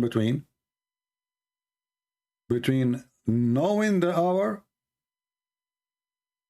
he know the hour, and knowing the hour. There's a huge difference. So they deleted a letter. This is what the Sheikh is saying. But someone put in the diacritical marks instead of alamun, ain, alif, lam, alif, noon, dhamma, alamun, put ilmun instead of alamun, ain, kesra, page. So they make it وَإِنَّهُ لَعِلْمٌ لِلسَّاعَةِ. So someone did some, dal mein kuch kala hai. Someone did that with these diacritical marks. Someone. And this is wrong. I'm saying that human beings, when they put in the diacritical marks, made a mistake here. Maybe it was done deliberately, maybe it was done accidentally. But someone put in the diacritical marks instead of alamun, ain, alif, lam, alif, noon, dhamma, alamun, put ilmun. Any Muslim have an answer? Again, just to remind you, YouTube sometimes don't send, actually most of the time don't send notification. So don't forget to subscribe to our Patreon if you care to subscribe. And you do not have to donate, but for sure if you support, that's even better. But most of you don't care, and we understand. But in case you want to have to receive notification when we go live, Patreon is the best way to receive it. Do we have any Muhammadan? Who is the second victim? Who is going to be the second victim? We Christians, we don't, and we are not ashamed of our book. It's you Muslims who throw your God, your prophet, under the bus. And specifically, under the bus of a Christian prince. Every single one of you, when he called me, the first thing he say, oh, I don't accept this hadith. You are throwing your prophet under the bus. All of you. You will not find a single Christian saying, I don't accept what Paul said, what Peter said, what John said, what Jesus said. You will not. You are ashamed of your prophet.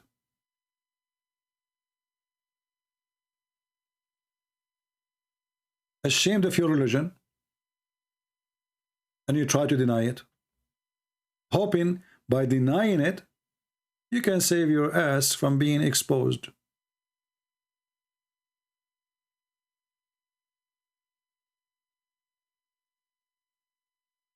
Any Muhammadan have any comment?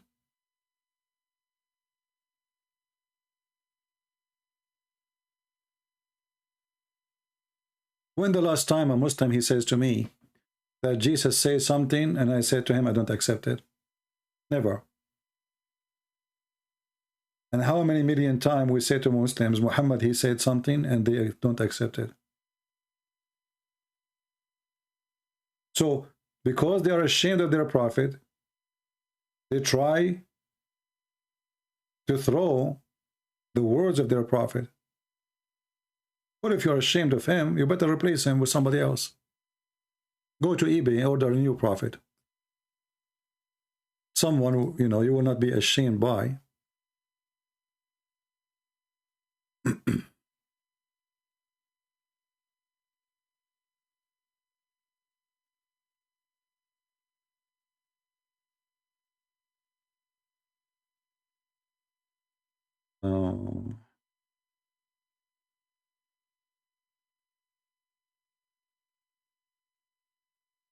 I have uploading your videos, okay.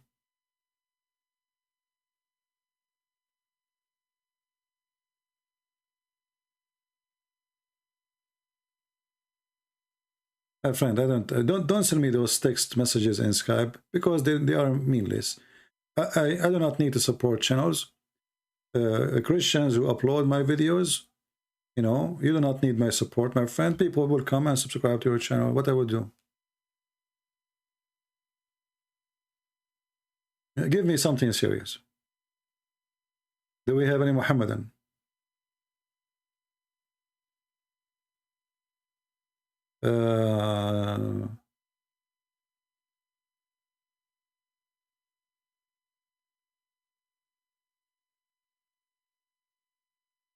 Let us see.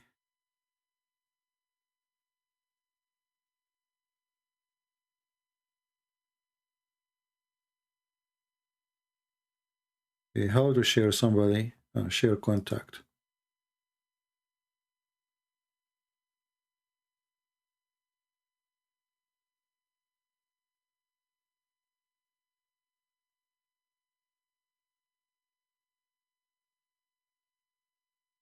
All right. Any Muhammadan?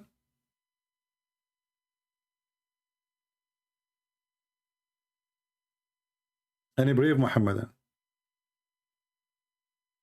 Okay, any coward Muhammadan?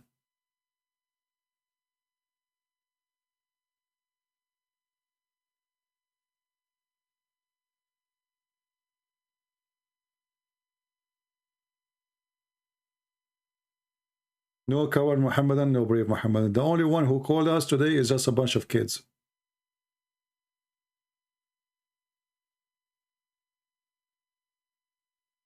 Anyone?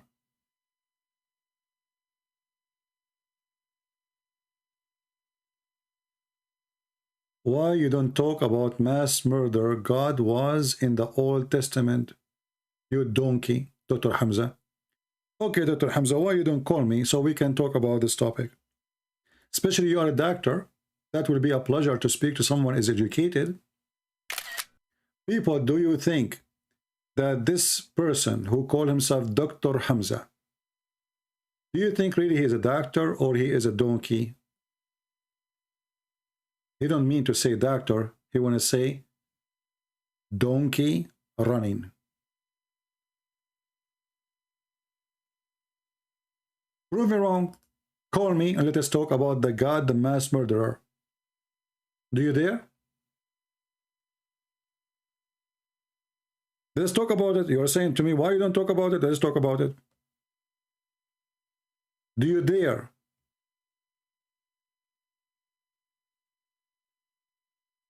Coward. You are not Dr. Hamza. You are Sister Hamza.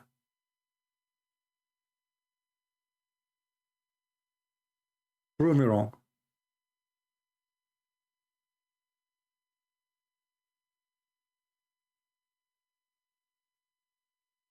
Are you there? So, should we call you Dr. Hamza or Sister Hamza? If you are a man, call me. If you are a female, don't call me. I don't want to talk to you.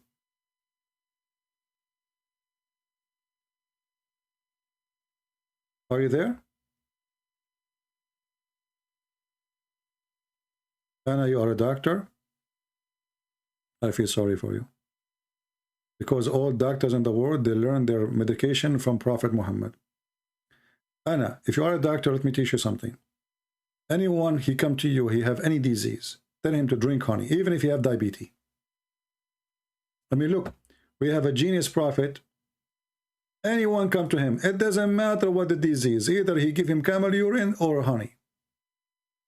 And when there's a guy, he told his brother to give him honey.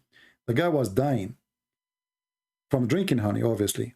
And Muhammad, he accused him that his brother Billy is lying.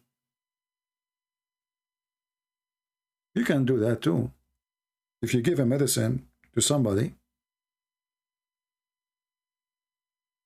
and it doesn't work, accuse him that his Billy is lying. Let me find the hadith. And the Muslim, they claim that after that, this guy, he was recovered because he never came back. Obviously, he died.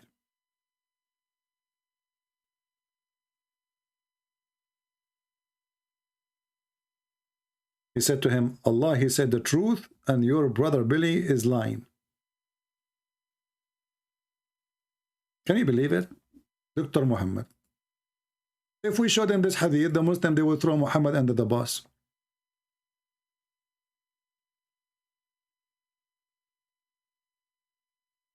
Your brother Billy told a lie. And the Muslim, they add later that he was cured. Take a note. Your brother Billy is telling a lie. Are you there, Dr. Hamza? Can you call me and let us see if your Billy will tell me a lie? Why you don't want to come up to me?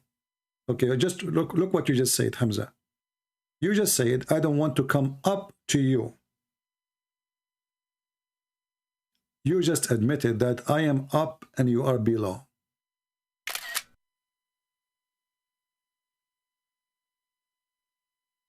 That is your words. And the one is a hypocrite is the one who follow a book. It says, speak to them in a friendly way while you don't believe in that. It's you. That is you. And you are right. I don't want to come up to you. You cannot even come up to me. I mean, you are very down. You are in the world where you believe that there's a God. You go to sleep. You pray to Allah, dreaming about how your penis will become so big and the vagina, how big they are, waiting for you.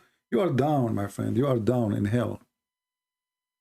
You are following the Satan and the ground paradise. That's why Jesus says, I am from above, you are from below. You are speaking to people like you. You are from below, you stop below. And your religion is below the West. All of Islam is from the waist and down. From the waist and down, like the belly, the stomach, the testicles.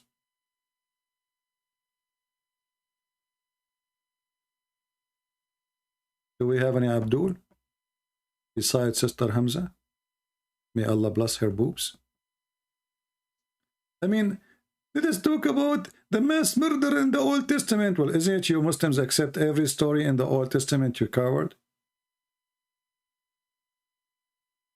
Isn't it you Muslims, you teach the story of Sodom and Gomorrah, mass murderer? Isn't it you Muslim who believe in the story of Noah, mass murderer? Isn't it you who believe in the story of Muhammad killing all his enemies? Do any cleansing for the Jews and the Christians from the Arabian Peninsula? Coward, hypocrite. I bet you this is the same guy. You know, he changed his name. Anyway. Leave Sister Hamza alone.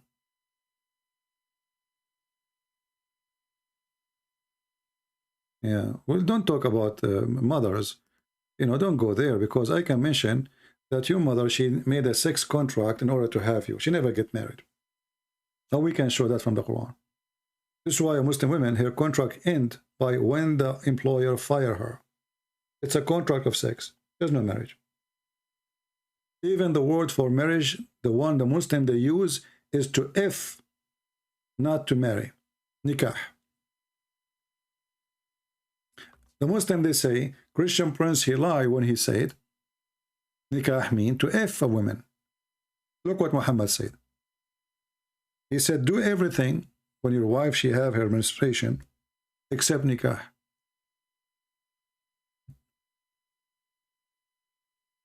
So if nikah mean marriage, why Muhammad saying to his wife, to his men, do everything to your wife except nikah?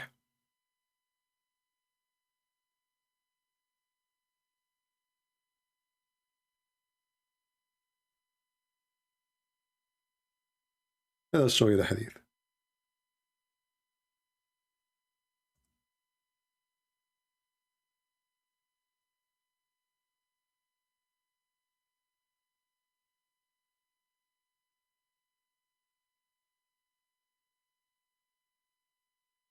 See how easy to get you busted? Your religion is a religion of the effing. What kind of religion make marriage as a nikah, which mean the F word? Christian Prince is lying. The word nikah mean marriage. This is absolutely a lie. Okay, read it. The prophet, he said, they don't like what the Jews says. The Jews, they say, if a woman, she have her menstruation, she stay in her room, according to the story here. They don't associate with her until she have her period is done. Muhammad, he said, do everything else a part of effing. What is the sexual intercourse? Nikah, read it. اصنعوا كل شيء إلا النكاح. Cowards, liars, no dignity. Sexual intercourse translated for what? For nikah. You don't have marriage. You do nikah. Your father, he did F your mother. Literally.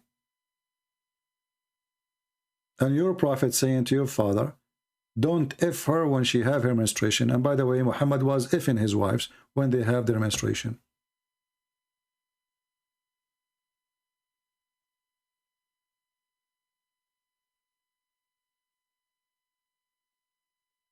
And there's a hadith, one of you posting it in Arabic. Man yankah yado. There's a hadith says, cursed is the one who do nikah to his hand. Mal'unun nakihu yado. Have you ever somebody marrying his hand? If the word nikah mean marriage?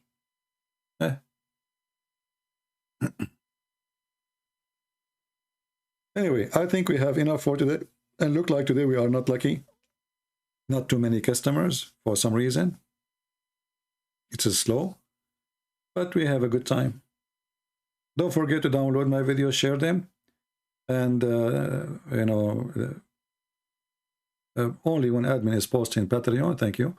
You can click at the link of Patreon, and you can join us there. You can subscribe, so you will be notified when we go live on air. All right, and please invite Muslims.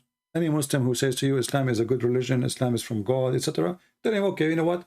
I want you to call this guy. I wanna just listen, see. Maybe you can convince me. If you can really prove this person wrong, you know, and you were convincing, you know, we will see. Just call him. So encourage Muslim to come and call us. And this way, Christian learn how to refute the garbage of the Muhammadan, and we save the Muhammadan from the stupid garbage of Muhammad. We don't hate the Muslims. We don't want you to hate them too. We are here to save everybody. Christians, non-Christians, Muslims, Hindus, Buddhas. Because Muslims, they spend a huge budget, billions of dollars every year. You see, what we do here is very small, very tiny. Look, I have 1,500 people. This is very tiny.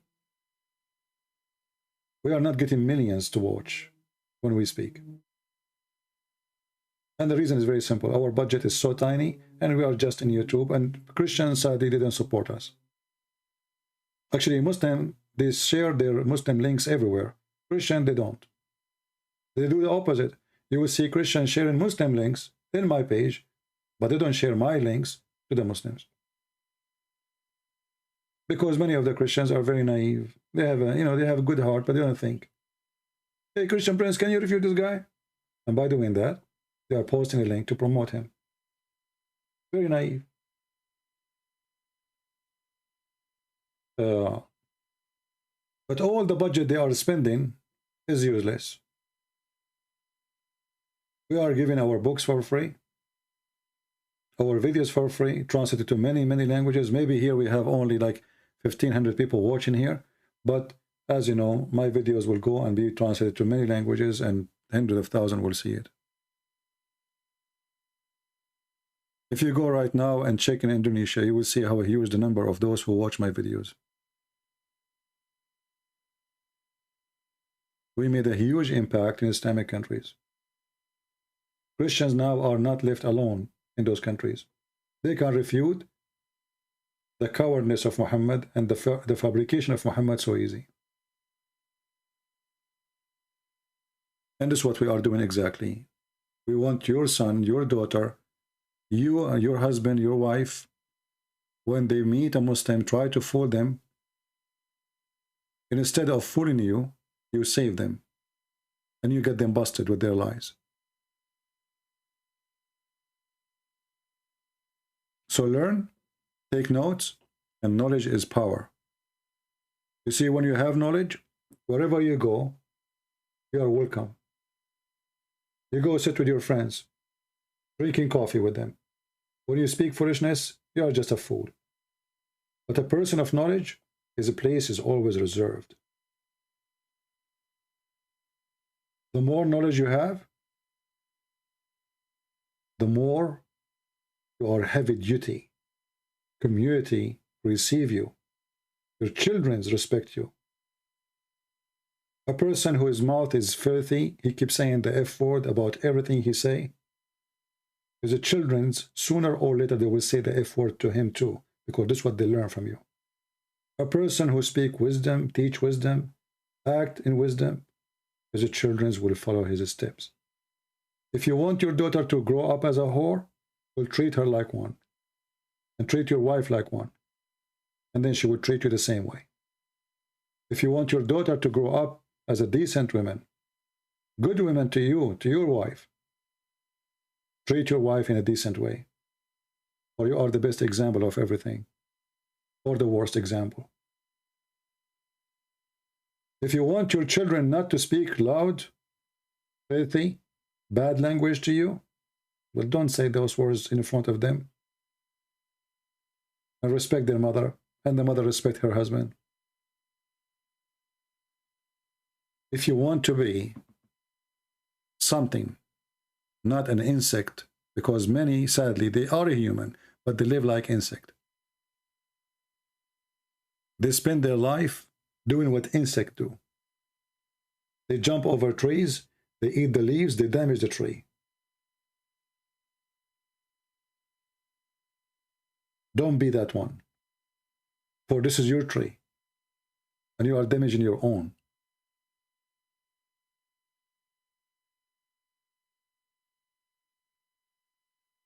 I advise you all to read at least once a week the Holy Bible.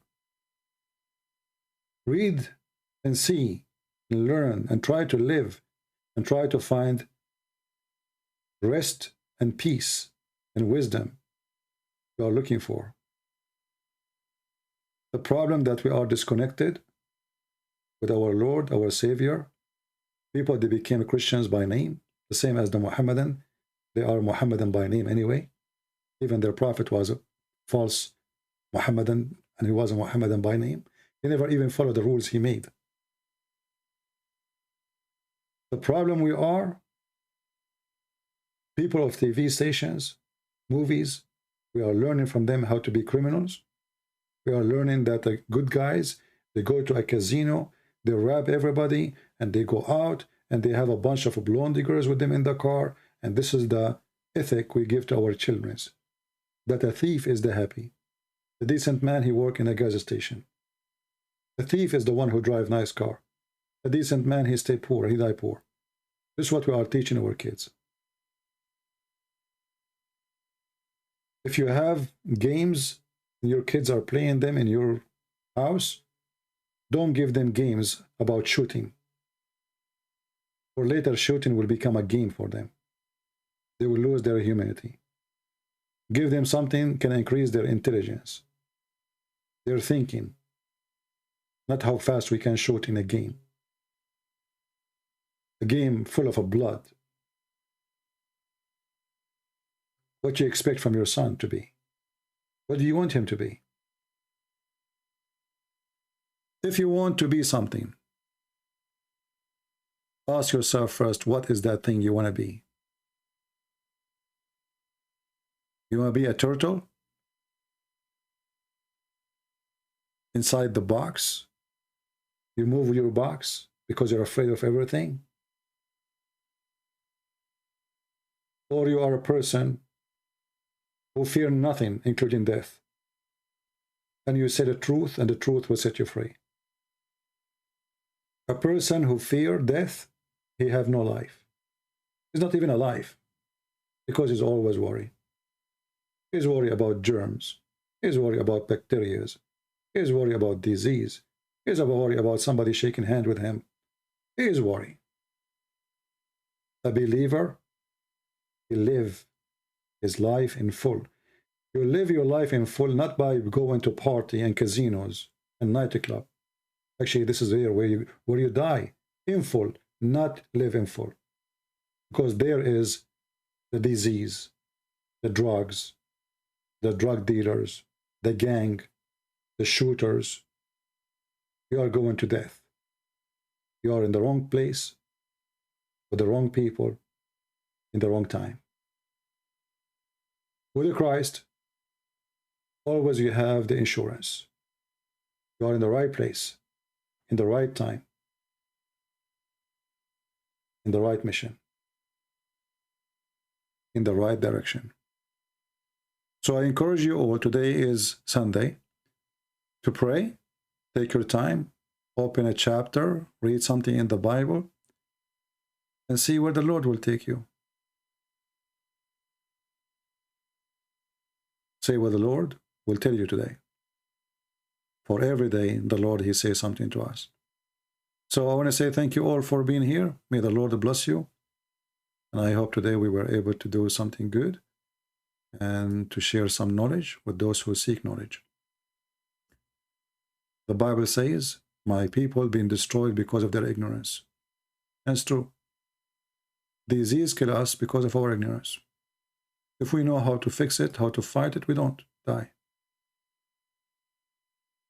Our ignorance make us lose our money, make us lose our life, make us lose even our children's. Ignorance is the enemy.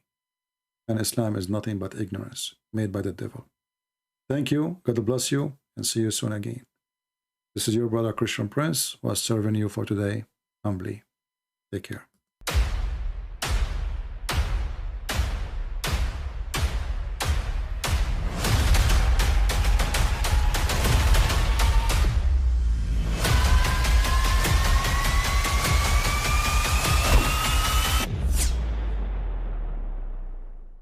But I mean, again, he doesn't know who Gabriel is, right? Because he didn't come from an Abrahamic faith. The people of Mecca were pagan. Quran is mentioned, if this book was from other than God, they would have found in it many contradictions. If a book is without contradictions, that has no bearing on whether it comes from God or not. I've had phone books that are inerrant, but I certainly don't think God gave them. That we believe without understanding. The brother asked a very important question, that most of the scholars say that listening to music, watching movies, and most of the television programs, they're haram. So how can we have fun? Let me tell you, brother, at the outset, that having fun is permitted in Islam as long as the fun is halal fun.